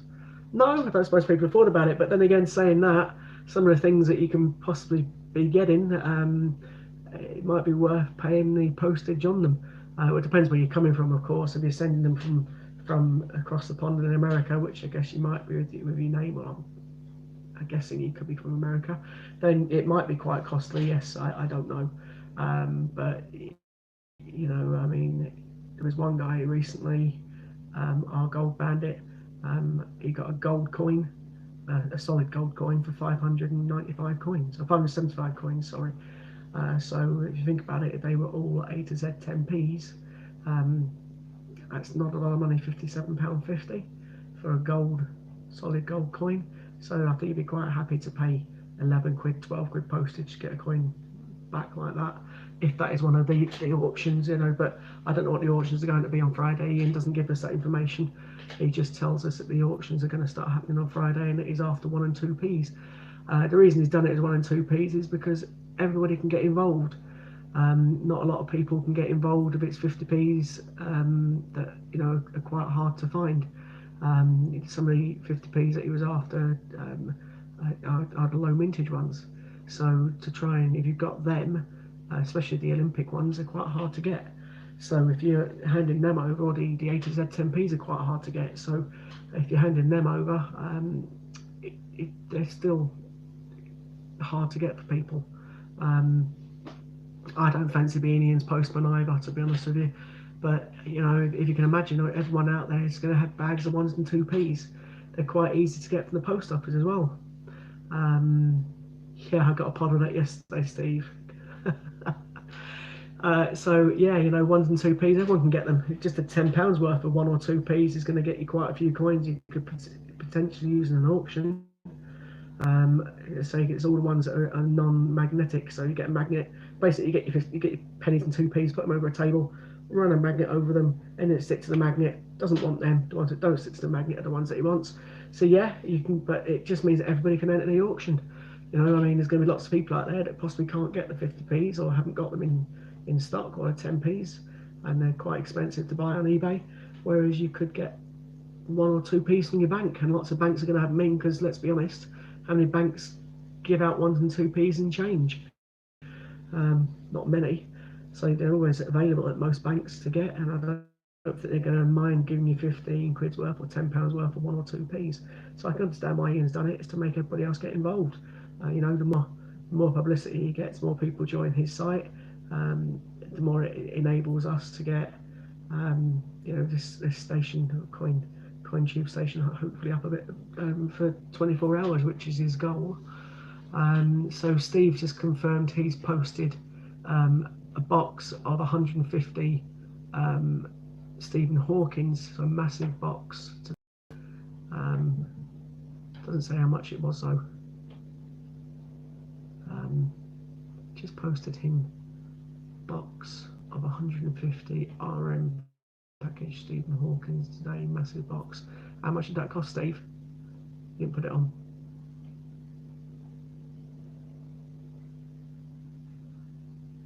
Okay, so I'm not sure. He was trying to say how much the postage was there, but he hasn't confirmed. Are you from Jersey, as in the Channel Islands? Jersey coin hunt. If you are, that's brilliant. Steve, seriously, a minute ago we were chatting about, I wouldn't mind going to the TT at some point.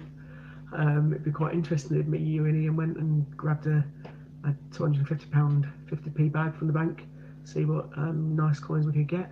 It'd be quite interesting. Just for, you know, the interest, possibly even see the TT while we're there. That'd be quite good fun.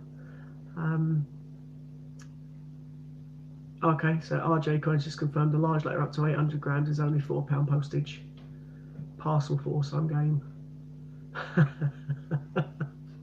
Yeah, I'd say I'd definitely be interested to do that. Catch the TT race and go to a bank and get some coins and search for them. That'd be interesting. If we did that, went to the Isle of Man, that'd be quite nice. Might even get some of those rare ones. Right, ladies, Susan and gents, the rubbish joke are about to leave the room for the evening. Oh, Mighty, take care, mate. I've probably enjoyed you being on. You've actually made part of my evening. Brilliant. Thanks very much. Tune back in on Thursday when I'm next on. Really funny guy. Awesome. Okay, so yeah, there's a few people on. There's about 11 people watching now. So if anyone does want to ask any questions or have any chat, that's absolutely fine. I'll just keep reading messages that people put on. So Jersey Isle of Man is in my soon-to-be trips. All going well. Steve, I'd definitely be interested, mate. I wouldn't mind, say, going to the Isle of Man and getting some 50p's. Definitely worth it. If you can get 250 quid's worth 50p's in the Isle of Man. Those people that probably live at the Isle of Man are probably quite easy to come by. Obviously, over here, territories are hard to get. So if you can get some, and especially some rare ones, it'd be really nice. Hi, the best ever. I recognise that name as well. I think Mighty's going. Take care, Mighty. I think he's saying that Steve, the jokes are up to you now, mate. I'll do a Manx trip. Not sure what that is. Hey, I've just noticed Jersey coin. Is that one of the penguins from the Faroe Islands as your picture? I like that if it is. I've got the penguin set. I got them from UK Coin Hunt, I think it was. I know Steve's had a few of them, and I know Ian's got some as well. But the penguins are nice. I did like them. The best ever of you just tuned in to do auctions. Unfortunately, they're not happening at the moment, mate. They've been suspended for a little while just so Ian and his team, the Great British Coin Hunt, can catch up on all of their admin. And the next auction that we'll be doing will be on Friday for £1 and £2 coins. I'm just reading the Isle of Man TT 50p coin. There's a few Isle of Man TT 50p's. I've got 3 different ones. I don't know how many Steve's got, but they are very nice coins. I do totally agree. They're lovely. Hi RJ Coins, all the best, mate. Have a good night. Take care, and we'll speak soon. So yeah, the best ever. I do like the Isle of Man TT coins. I don't really do the territory coins. I've got a few of them that I found in change. One of the Isle of Man TT I found in change, but I do like the bike ones. I think they're quite smart. So I was just saying to Steve that it'd be quite a cool idea if a few of us went to the Isle of Man, possibly watched the TT and grabbed some 50p's while we were there. So Steve's just put a comment on that he has all the penguins, coloured, plain and limited edition, 950. He loves his penguins.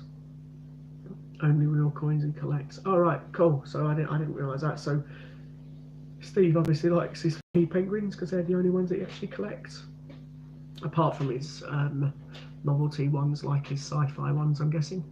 But yeah, they're the ones that he collects. So because you probably know Steve's a coin seller. He's a bit like Ian. Ian's obviously the guy that we all tend to get coins from, but Steve also sells them as well if Ian hasn't got them. And Steve's pretty cool, or he's very cool to be fair, and he does coins, so he doesn't keep many.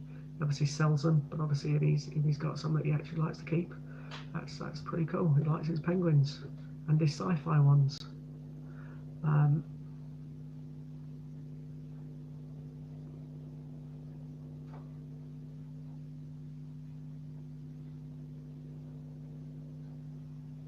Hey, look closely at your common 1997 coin. I found one that was 1996, same design, but priced drastically different. A few quid Ah, yes, sorry. I know what you mean, Steve, sorry. So he's saying basically there's a Isle of Man TT coin, the normal bike one, bike rider coin. Um, I think Steve was telling me when he was at the mint that he got a set, a pack of them, and he looked at all the dates in them, and one of them in particular, for some reason, he got it in the change with it, as well as having a 1997 one. He got a 1996 one, and that one alone is about 50 quid on eBay. So he got a killing out of that bag. He bought a. He didn't. I'm right. See, that was what you said, wasn't it? So most people look for the 1990. Well, I think in the 97, but it was actually a 96 version of the same coin made, and it's rare. There's another Isle of Man coin as well. There was a snowman coin with a snow dog. That's quite a rare one to get that I found in change a few weeks ago. So there was a snowman release this year, or last year in December, and there was another one previously in Isle of Man. So there is definitely some nice design 50p's out there, say in some of the territories. I think the Isle of Man do lots of Christmas ones, like Santa Claus and all kinds of other ones that are out there. So they're definitely worth keeping an eye for if you get them in your change. They sell for quite a lot on eBay. The snowman and snow dog I think sells for about 40 quid on eBay. I said I was quite lucky to get one in my change, so I was more than happy with that. Problem is I now want 3 of them and I've only got 1, so I'm not going to buy them. So hopefully I'll come across some more of them at some point, because I do like that design. I think it's really cool. So for those that aren't aware yet, the Gruffalo was released last week. Not the COA coin, I'm talking about the second Gruffalo from the Royal Mint with the mouse. That came out last week, and this week Wallace and Gromit has been released. The good thing about Wallace and Gromit, I believe I've been told earlier on in the live chat, that it's been released as the next Strike Your Own at the Royal Mint. So if you were to do the Royal Mint tour now, you'll be able to get a Wallace and Gromit 50p from the Royal Mint. So that's definitely worth doing if you're anywhere near the Royal Mint. I'm not sure what it's going to be the next time we go in January, but it might be worth some people taking a trip there now and getting one of them. Definitely worth having a look at. The next coin that Ian's putting into circulation, as we all know, is the Gruffalo. That's going to be put out very shortly.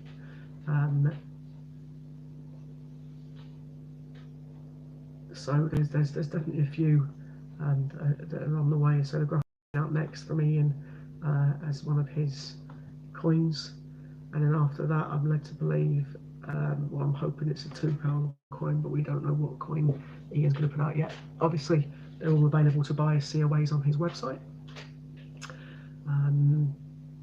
Steve, am I led to believe that you've still got some 50p's from the Christmas ones available on your website? I think Ian was out of them last, I remember from memory. So I'm not sure if you have got any of the Isle of Man Christmas 50p's, because if you have, that might be worth, again, you plugging in one of your videos, mate, because I'm sure people out there will be quite interested in getting some of them. It's a nice thing to put on your website. Yeah, so Frankenstein will be the first £2 coin that Ian puts out. Don't know when that's going to be yet. Obviously the next one that's going to be the Gruffalo, and that's coming out very shortly. So the Frankenstein will be the first £2 coin, but I'm not sure when that's going to be. You'll have to forgive me, I need another quick drink. There's only 5 watching now, so we've dropped right down now. Mind you, we are entering the last 45 minutes, and Hannah is going to be on tomorrow, 12 till 5. Not sure who's on after that. Just give me 1 second while I have a quick swig of my drink.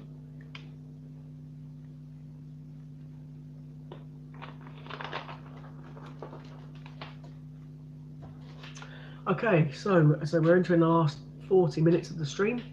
If anybody has got any questions, I'm happy to answer if I know the answers to them, or anything you just generally want to have a chat about. Steve is also online as well, one of the other CJs. He's currently sat not behind the camera, he's obviously in the chat.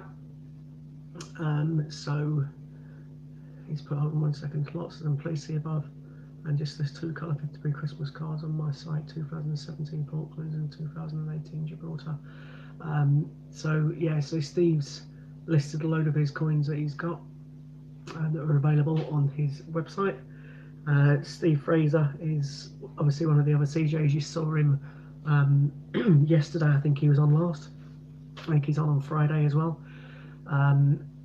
So Steve got his own website as well. So what Ian's quite happy for us to do, and I'm sure he'll happily agree, is that if Ian hasn't got any coins that people are wanting in stock at the moment, then Steve Fraser might have them.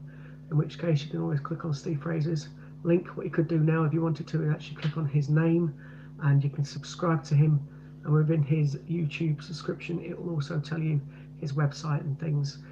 So it's well worth having a look at Steve's details on there.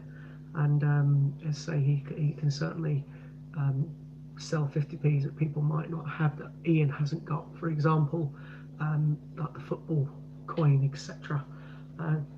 That is also definitely available on Steve's site. We're down now to only 4 watching, so as I say, it keeps fluctuating. It's not bad for the first one, I think, till 12 o'clock. I'm not sure if we stayed this late yesterday. We are looking to extend the channel to do hopefully one day 24 hours a day. At the moment we are just doing 12 hours as much as possible. So that's where we're up to at the minute. So we're trying to get as many, we're trying to get new CJs and things and other people to help out to try and get the channel to that. And obviously the whole point of this is, you know, it's to support Ian and the Great British Coin Hunt. It's his channel, his stream. The more people he gets, the more people he gets watching, etc., are welcome. It's absolutely brilliant for all the people that are out there. I don't know who, we've got 5 watching again now, so I'm not sure who the 5 are. I'm assuming Steve's one of the 5 still. Anybody out there got any questions or just want to say hi so we know who's watching? I say because we are only down to 5 watching at this point of time at the minute. 4 again, it's just dropped down again. So I'm not sure who's out there anymore. So pass. Jersey Coin, you're still there? Hello? So Jersey's still in. Steve, there's 3 more, I'm not sure who they are. Does anybody want me to discuss any other coins? I'll mention any coins. As I say, I tend to talk about 50p's, but I'm sure there's other people out there. Steve's on as well. He can put comments on. I can obviously read back to people if he wants us to, because he does other coins. Obviously, Steve sells coins, so that's absolutely fine. You want me to discuss obviously the mint? Tell you again the times that we're going if people want to come down and join us at the Royal Mint when we go in January. Obviously, we can promote those. Hi, you Ali, you're back on. Hi, mate. How you doing? Hope you're all right as well.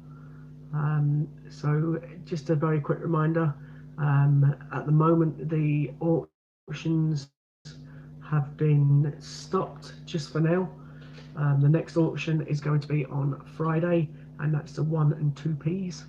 I know people out there like Joe and Steve have heard me mention it. So, you Ali, if you've just joined us, obviously don't forget the next auction that's going to happen is on Friday, and it's the 1 and 2p coins, the ones that don't stick to a magnet. And they're the next auctions that are going to be happening starting at 12 o'clock on Friday. In the meantime, obviously, you're more than welcome to have a look at Ian's website. So, pardon me, he's got some raffles that people can enter.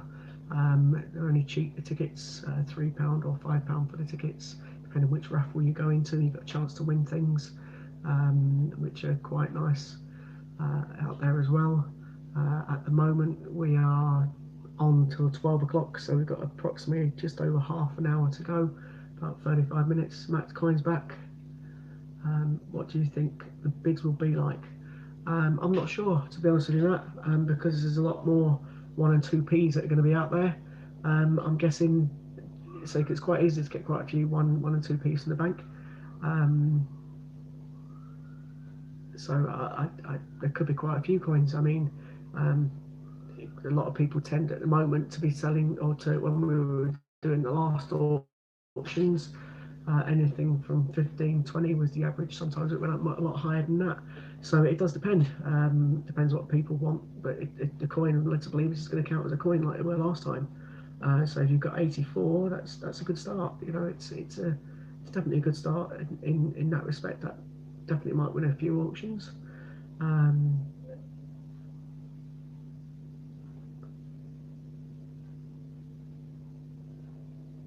Right, okay. Steve just confirmed. No idea um, about the auction of its type. It's the debut auction of its type. So Ian says it's just one of those cases where we're going to just try it and see how it goes. I didn't want to quite word it the way that Steve worded it on the screen because people might not be able to read the live chat, but you can certainly hear what I'm saying. So it's a case of one of those where he's going to try it and see how it goes. We might have a few auctions. 84, I'd say, is quite a good amount to start with. You never know. They're quite cheap to get. Obviously, 1 and 2 piece in the bank. Just go with 10 or 15 quid, and most banks will have them in. And then just get your magnet ready and just check for the ones that stick to it, and then you'll add a few more to your 84. I say lots of banks don't really give out the 1s and 2p's and change to companies and things, so it's quite easy to get hold of 1 and 2p's. Yesterday I did my normal coin hunt at the bank, and while I was there, I got myself some. I only got £15 worth of 2p pieces, and I got a massive of them. I haven't counted them, to be honest. I haven't even sorted them yet. I haven't had time. I'll do that before Friday. But yeah, there's definitely quite easy to get 1 and 2p's.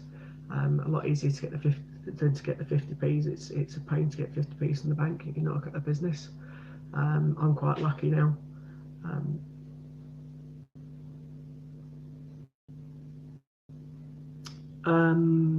There was, Yoeli, there was a 50p that's sold. Yes, definitely. There's been 3 that I'm aware of now. Susanna, I'm hoping it doesn't get into hundreds of pennies as well, so I don't think I'll have that many in that bag, but you never know, I might do. We are aware of the Peter Rabbit. Yeah, definitely.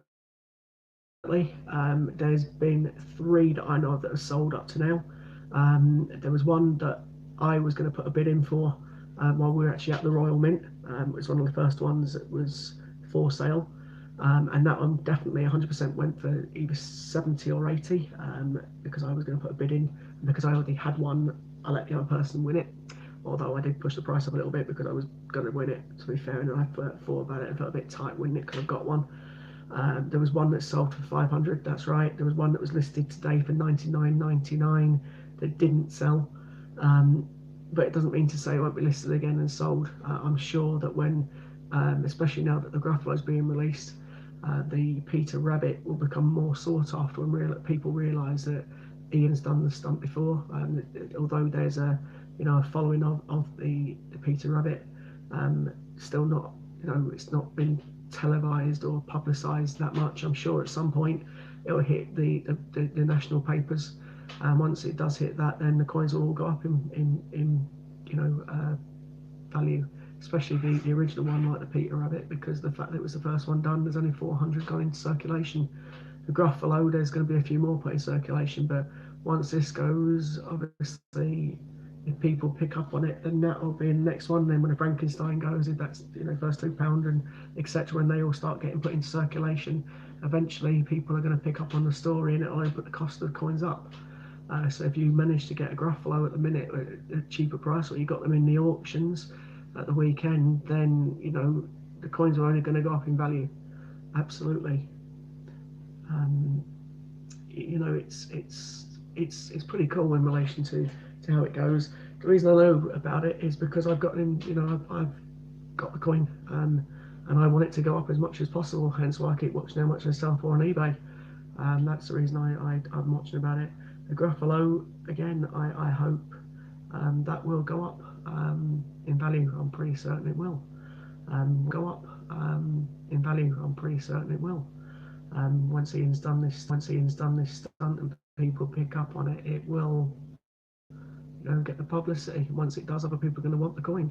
There's lots of collectors out there. How many people want the Kew Gardens coin? And there's 210,000 of them out there. So imagine what it's going to be like if people do. There's 210,000 of them out there. So imagine what it's going to be like if people do see the Peter Rabbits, go to see the Peter Rabbits, go into circulation. They're going to want that one that's been in circulation. It's going to make the price soar. There's only 400 out there, so the Gruffalo's only going to be 1,000. So people are going to start wanting those coins. So you know, it's definitely worth. So you know, it's definitely worth. It's definitely worth looking at the ones that Ian's got as a COA on his website. Looking at the ones that Ian's got as a COA on his website. Definitely worth a small investment if you got the funds to get them. Definitely. So I was just saying, Suzanne, the actual pennies and 2 pennies are quite easy to pick up at the bank. So if you do, have 10, £15 spare to try and get some more, then £15 spare to try and get some more, then go into your bank and try and get some more. You never know. You, if you get the got to enter, if you get the got to enter things at the weekend. I know you're one of the regulars that comes on there, so I hope that you do get some on. You do certainly win some auctions when they're out on Friday.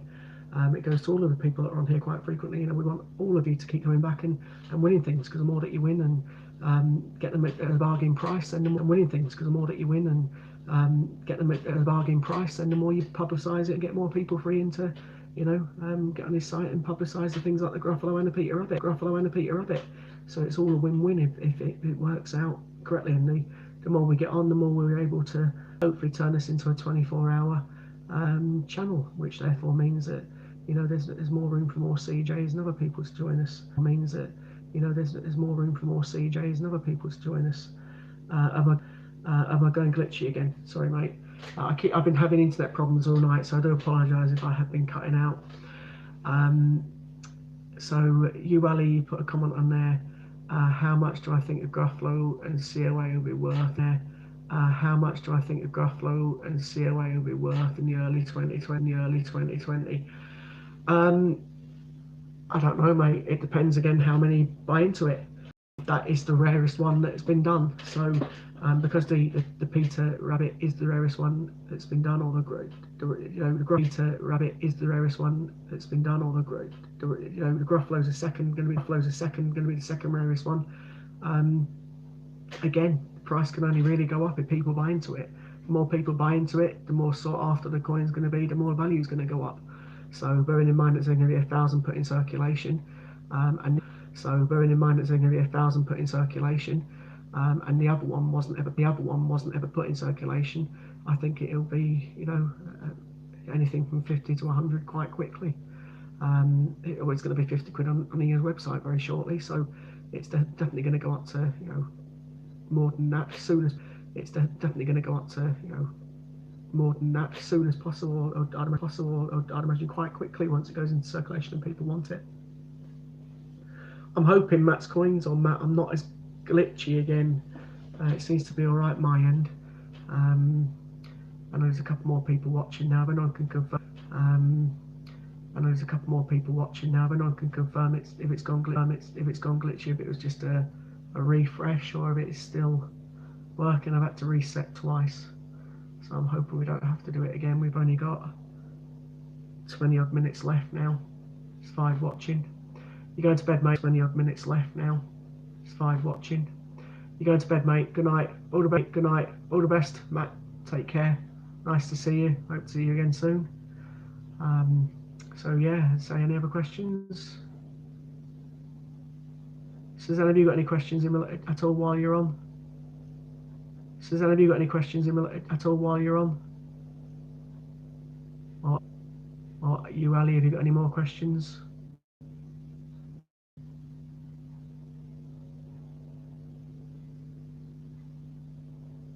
No? Steve, are you still on, mate? Anything you want me to plug for you? No? Steve, are you still on, mate? Anything you want me to plug for you or mention for you, Steve? Are we here? No? Have I crashed again? Let me just refresh. Again. Let me just refresh.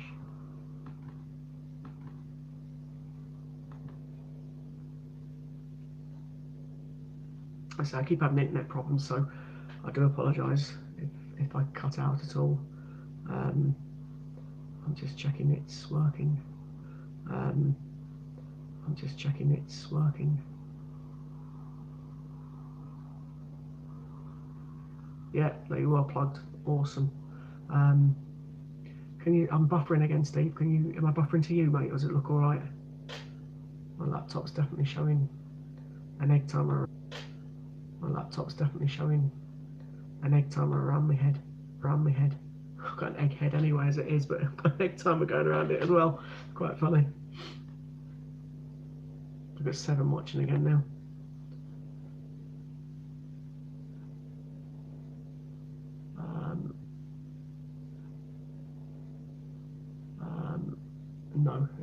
No, it's fine. Okay, so if anyone's got anything you want me to discuss, you're getting everything twice. Sorry. It's bad enough to hear me once, so I don't want to hear me twice.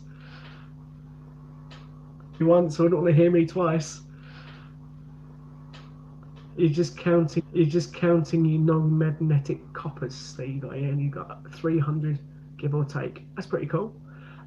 Is the Snowman 50p going to be released with the COA? Released with the COA. The Snowman's a bit more awkward, I think. At this point, no. Hopefully it will do. But the 50p, the Snowman 50p is a lot harder to get hold of. The Snowman 50p is a lot harder to get hold of. A lot harder to get hold of. There was a problem at the mint when the 50p Snowman was released. Only certain companies got that coin. Not all companies got that coin. I'm led to believe not all companies got that coin. I'm led to believe that Ian didn't get the 50p Snowman that he was supposed to be getting. He had it on order, he had promised it, and he never ever got it. So the 2018 Snowman, last year's Snowman, I don't know the honest. The 2018 Snowman, last year's Snowman, I don't know the honest answer. That is going to be put in circulation. I hope it is, because I certainly like to get another one of them, but I don't know. It's the honest answer. Is that you, Ollie? You can ask that question to Ian. He'll know the answer. At the moment, though, if you've got one, they're selling for about. He'll know the answer. At the moment, though, if you've got one, they're selling for about £15 on eBay. So you can imagine if Ian does this that he's doing on the rest of the coins, he's going to need at least 2,000 of them. That's quite a lot of money to outlay to get them all. So I'd imagine it's going to be quite hard to get the Snowman them all. So I'd imagine it's going to be quite hard to get the Snowman, to be honest. That may be one that may not be released. I don't know. I'd say I'm not Ian. It depends on what Ian says. It'd be worth asking him that question about the Snowman tomorrow or when he's next on. What year is a non-magnetic, Steve? I think it was anything up to, if Steve can correct me if I'm wrong, anything up to 94, 95, something like that. If it's being duplicated, just refresh and it should come back on. We've had a few problems with the internet. I don't know what's going on, so I apologise if you're hearing me twice.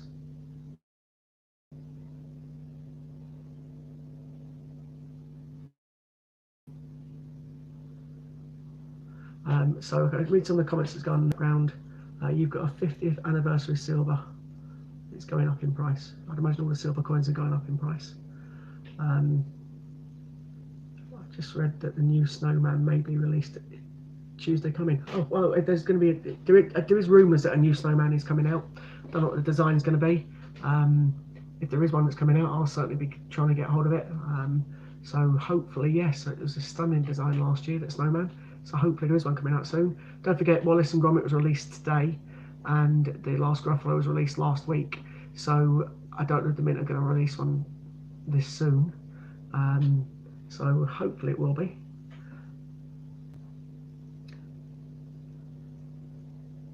I stopped in 92. Steve's saying the non-magnetic ones. Suzanne's asked, Steve, when are you not going to be on Friday? So Steve's going to be on Friday. Oh, because he's got more coins. I get it. you might stand a chance of winning then.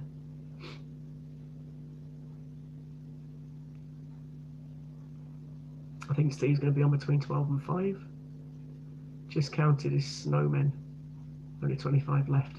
Wow, so Steve's obviously got some of the old or the snowman coins from last year. He's only got 25 left, so he must have got a few. So Steve, I don't know where you got them all from, mate, but well done. They are lovely coins, the old snowman, so I'm hoping the new one's going to be as stunning as this one was, as last year's was.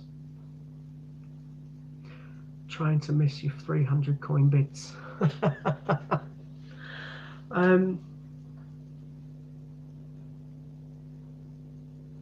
Is it going to be ones and twos? Yeah, Jack, if you just joined in, mate, sorry, I didn't realise. I don't know who's not been on for a while, so your name is new, I've just noticed. So, well, not new to the site, but new tonight. Yeah, so what's happening is all auctions have been suspended for now. Reason behind it is because Ian needed and his staff needed time to do a stock take, make sure they can start doing all the orders they got over the last few days, because they've had lots of orders because of the auctions, etc. He needs to make sure he gets his coins in and his money, etc., and start sending them out. So at the moment they've stopped the auctions. The next auction is guaranteed, it will be on Friday the 1st, and it's going to be 1 and 2p coins. The 1 and 2p coins is after the ones that don't stick to a magnet. So if you do have the 1 2p coins that stick to a magnet, he's not interested in them ones. He doesn't want them ones. He only wants the ones that don't stick to the magnet. So the ones that do stick to a magnet, don't discard them though. Check the dates on them, because there are some rare dates out there still. You may be able to see further up in the stream. There's certain ones like the 2008 feathers that are still quite desirable coins. So keep those if you get those in the change. But the ones that he's really looking for are the ones that won't stick to the magnet. So any that stick to the magnets they put aside, check the dates on them. But the ones that don't stick to the magnet are the ones that you can use in the live, in the auctions when they're going ahead. Steve's got a few of them, and I think that there's a few other people out there that have got the pennies. It's quite opportunity now in the next couple of days also for people that do want to bid to go and get some 1 and 2p's and sort them out ready for Friday as well. So it's quite nice in that respect. Gives people time to catch up and restock, do a stock take on their own coins. So let's see what Steve's put here. He stacked and packed every non-released that he could. Got tons of Hawkins, Grufflos, etc. I'm wondering if a 2p is worth 2 pennies. Twice the weight, etc. Leaving the value of bidding purposes. I haven't got a clue, Steve. You know as much as I do, mate. I don't know what Ian's going to be, what coins he's going to be auctioning off or anything. It will be auctions again. Knowing Ian, I wouldn't be surprised if it's similar to ones to what he's done recently. Pass. I honestly don't know what coins he's going to be auctioning off. All I know is it's for 1 and 2p's. He wants the ones that don't stick to magnets. So it's up to Ian what he wants to do. At the end of the day, it's a good thing if he's giving other people a chance. It definitely does make you wonder, mate. Yeah, he's obviously got a method in his madness. You know the guy as well as I do. He's very clever. He definitely has these ideas that seem to work and get people's buy-in. So he must have a reason for wanting the 1 and 2p's that are non-magnetic. He must have a reason for them. I remember I had a conversation with him about them, but I can't remember exactly what he said. He said they're quite desirable for different countries or something. So who knows? There's got to be a reason why he wants those coins. And if he wants them like he did the other coins, I'm sure it's going to be good offers that he puts out for people. So all we can do is see what happens on Friday. Is it yourself that is doing the stream on Friday, Steve?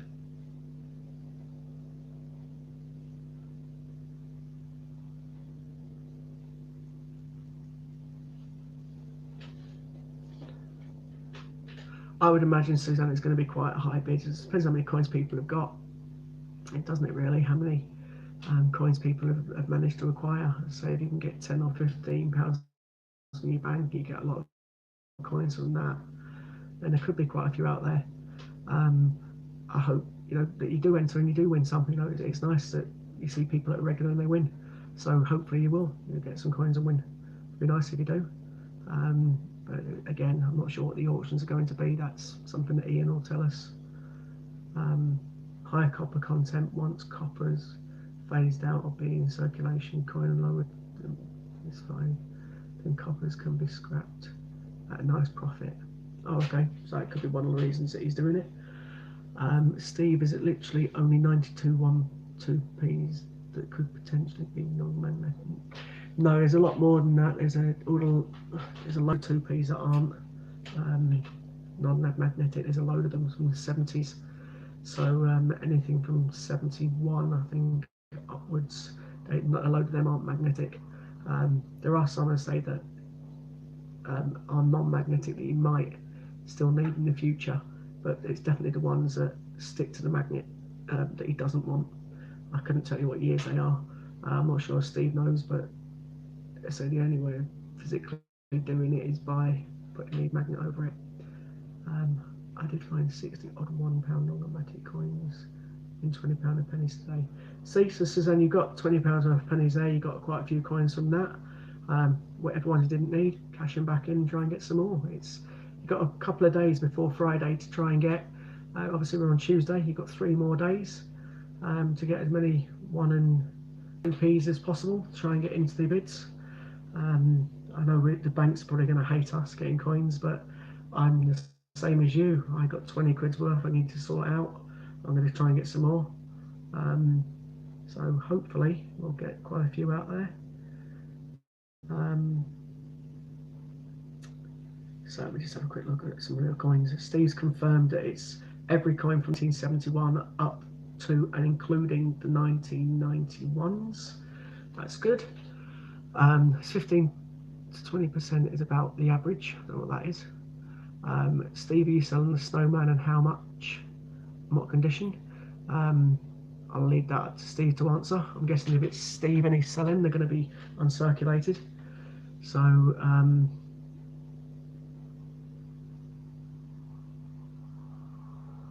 yeah, they're going to be uncirculated. They're in the card.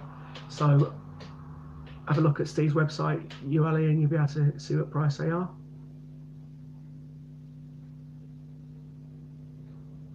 Suzanne, I hope you do win something. As I say, it's chance if you get a chance between now and Friday to go to the bank and try and get a few more, cash in some of the old ones and exchange them again. I don't know, but good luck if you do enter. And obviously, I say anyone that's on here and comes on quite regularly, it's nice when they do win things, which is why I was overly made up when the gent got the main bandit guy got his gold coin. That was brilliant. It was nice to see someone that's a regular face winning the coin or winning things. It's lovely to see people that are on in quite a lot, getting names you recognise that win the coins. I know I tend to be on the other side of the camera more than I'm on it, but it is nice to see the regular names that come up.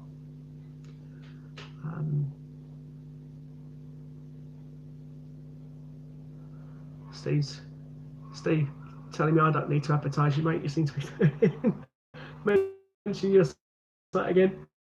That's great. Jack 70 and you'll find non-magnetic. That's cool. So there's going to be quite a few 1 and 2p's out there that are non-magnetic. I'll also tell you the dates because I've got them for the ones that are magnetic that you can keep an eye out for. They won't be used in this auction, but they're definitely worth keeping an eye for because they're worth more than, or will be worth more than face value. So I don't know if you want to rate these down anywhere, but Jack, this is pretty much for yourself. So obviously any of the 1 and 2p's are non-magnetic, worth keeping for the auctions. The ones that are magnetic, there's certain ones, there's 3 that I've got written down from notes I've been given that are worth keeping for possibly future auctions. One of them is the 2008 Feathers 2p. Obviously that was used this weekend, so I'm sure that could potentially be used again in the future.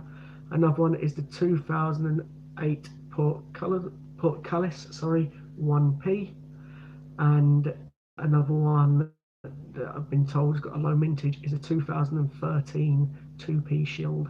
So they're all will stick to a magnet, hence why I'm saying check the ones that are on the magnet, because some of the dates there that I've just mentioned are worth keeping possibly for future, especially the 2008 feathers 2p, because we know that's been used recently, so it's worth keeping them for possible future auctions that may come up.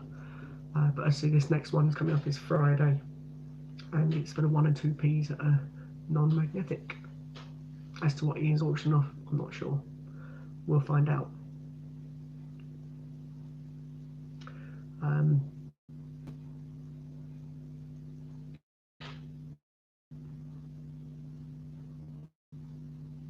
There you go, Steve's put more details up there.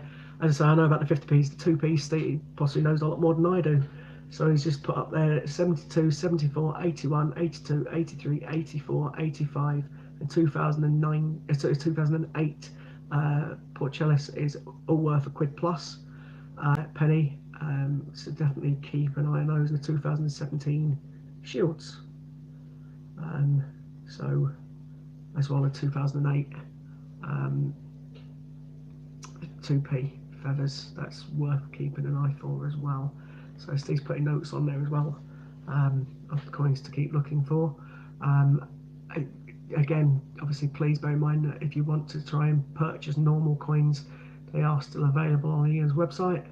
But however, I know that Ian's quite happy that if he hasn't got them and Steve has, then obviously get them from Steve's website, especially the Olympic coins if anyone wants them. I know Steve's got some of the Olympic footballs and things that are quite rare that Ian unfortunately hasn't got in stock at the minute, so you can visit Steve's site and get some of the other coins that you're missing. If Steve's got the snowman and people are after the snowman, definitely worth having a look at Steve if he's got them available. It is a lovely coin, so if he's got them, it's definitely worth having a look at Steve and see what he sells them for. I would certainly trust Steve more than certain people on eBay. So hopefully, possibly use Steve and get coins from there. Jersey coin hunt 580. Is that how many you've got available to yourself to do the auctions on Friday? Because that's a good number if you have, and it's quite a good amount to use. So hopefully that is the amount you've got to start using on. But again, it's always still worth out there having a look to see if you can get any more, because I know there's going to be a few people. There'll be a few couple of days now to get some 50p. Say 1 or 2p's. I've got some to look through as well. Steve's also just put a comment on that for 2 years, 76, 77, 82, 83 and 84, also proof years. 1998 is non-magnetic, 2008 feathers and the 2013 shields. So it's worth definitely keeping a list of all these coins that Steve's putting on, because they're the ones that are going to be worth definitely keeping. And he suggests you cut and paste the above or do a screenshot on your phone of those coins, because it's definitely going to be worth doing those in the future, or keeping hold of them. Well done, Jack, that's awesome. So it's definitely worth doing that. So we're back up to 10 watching. We're down to our last 9 minutes. I just need to quickly remind people that tomorrow we'll be streaming from 12 till 12. The first CJ on tomorrow is Hannah. She's on from 12 till 5. Ian is looking for anybody else that may potentially be interested in becoming a CJ, because there's a few time slots or a few spaces that we need to try and fill. He's also looking to try and make it a 24-hour channel. So if anybody is interested in either becoming a moderator or indeed one of the coin jockeys, then if he knows you and you're on here quite a lot, it's worth sending him a message to say you're interested in it. Obviously you've got to be members of his site and be clearly on his streams and things quite a lot. They recognise your name and know that you're all trustworthy, and once that's the case, And as I say, you may be able to, if you're interested in it, put yourselves in line to have a CJ spot, etc. And that'll be quite nice if there's other people joining us. We're going to try and make the channel grow bigger. It's always nice to have it doing it. Paul Warren does quite a lot, as does Steve, and you know, a few of the CJs do quite a lot of long shifts. So we can possibly break some of them into half, so like 2 hours and 3 hours, etc. That might help people, or indeed go from 12 till 12 on a regular basis. To start with, that'll also be fantastic. So if anyone is interested, obviously mention it to Ian, or email Ian and let him know. That's, you know, first thing I wanted to say. And you know, pretty much it's open for other people to try and get the channel to grow.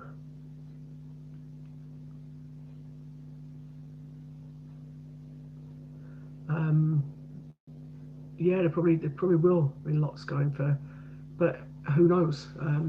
It depends on how many 1 and 2 people have got. But potentially, yeah, there is more coins going for more. But it'll make it more interesting. If people are bidding for them, make it a lot more interesting. I think my stream's going again, so forgive me if I start cutting out. I've got the egg timer again. Hopefully people can still hear me. Got 6 minutes left and my screen is crashing. Got 10 on. Have I got any? No. Yay! I think it's might be the first time I've had a video where I've had no dislikes. Great. Woohoo! So for those that aren't aware yet, Ian is now trying to get the channel to be 12 hours for definite each day. There's a few of us that got regular spots, people that have done it before, but he's looking for other DJs or CJ, sorry, to join the team. If you're interested and he knows your name, you've been on here quite a lot, then you obviously can apply to join and possibly help out. It'd be very nice if other people do. As I say, it's also opportunity to become a moderator as well, so to help out. Eventually he's hoping to make the channel grow to be a first ever 24-hour coin tubing channel. Although it is obviously mainly about coins, we also have obviously a chat. I've had a bit of a giggle tonight with Steve and one other person that was on before that was making me laugh. Quite naughty, but it's quite funny. So you know, it's nice to see familiar names on there. I can see that. Do I have Steve Fraser's email address? I don't to hand. I've got his phone number, but I'm not going to give you that. But if you do click on his name, Dragon Lord Coins, and subscribe to his page or his YouTube channel, then his email address and I think phone number might be on there as well. So Zoe, if you don't want to get in touch with Steve, you can find him obviously on YouTube, and you'll be able to get his details that you want from there, because I think his website's advertised on it. I know he's got a website on Facebook, etc. So I can't remember it off the top of my head. I do apologise. If Steve, if you want to put your email address quickly on here, that's absolutely fine. If it's you, obviously that's okay to be put on here, then do so. I know you're not a moderator at the minute, mate, otherwise you could have put it all on yourself and uploaded the link. I haven't got a clue how to do it, otherwise I'd do it for you. But it might be worth just quickly dropping Zoe your email address if you want to. I think she's interested in looking at your site or having a chat with you. Jericho and Hunt posters may overweigh the bargain.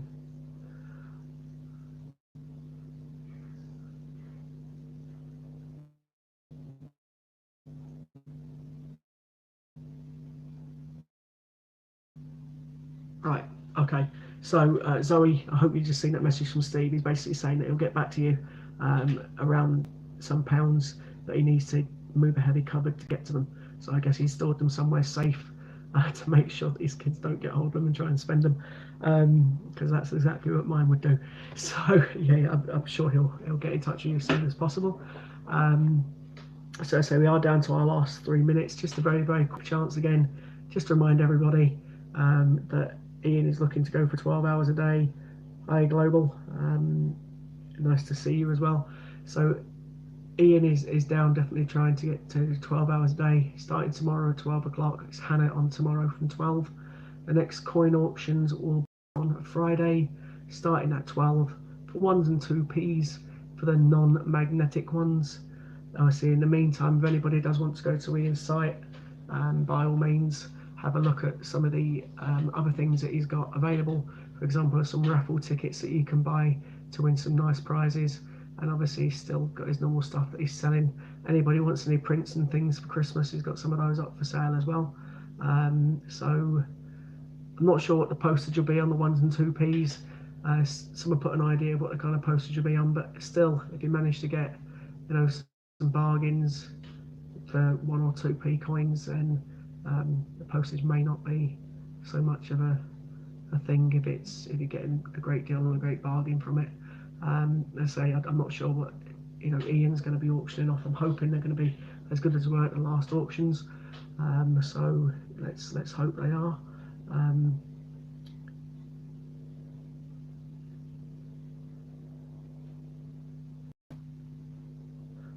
So Steve's just hiding some coins. Apparently, he may not need for another year or two.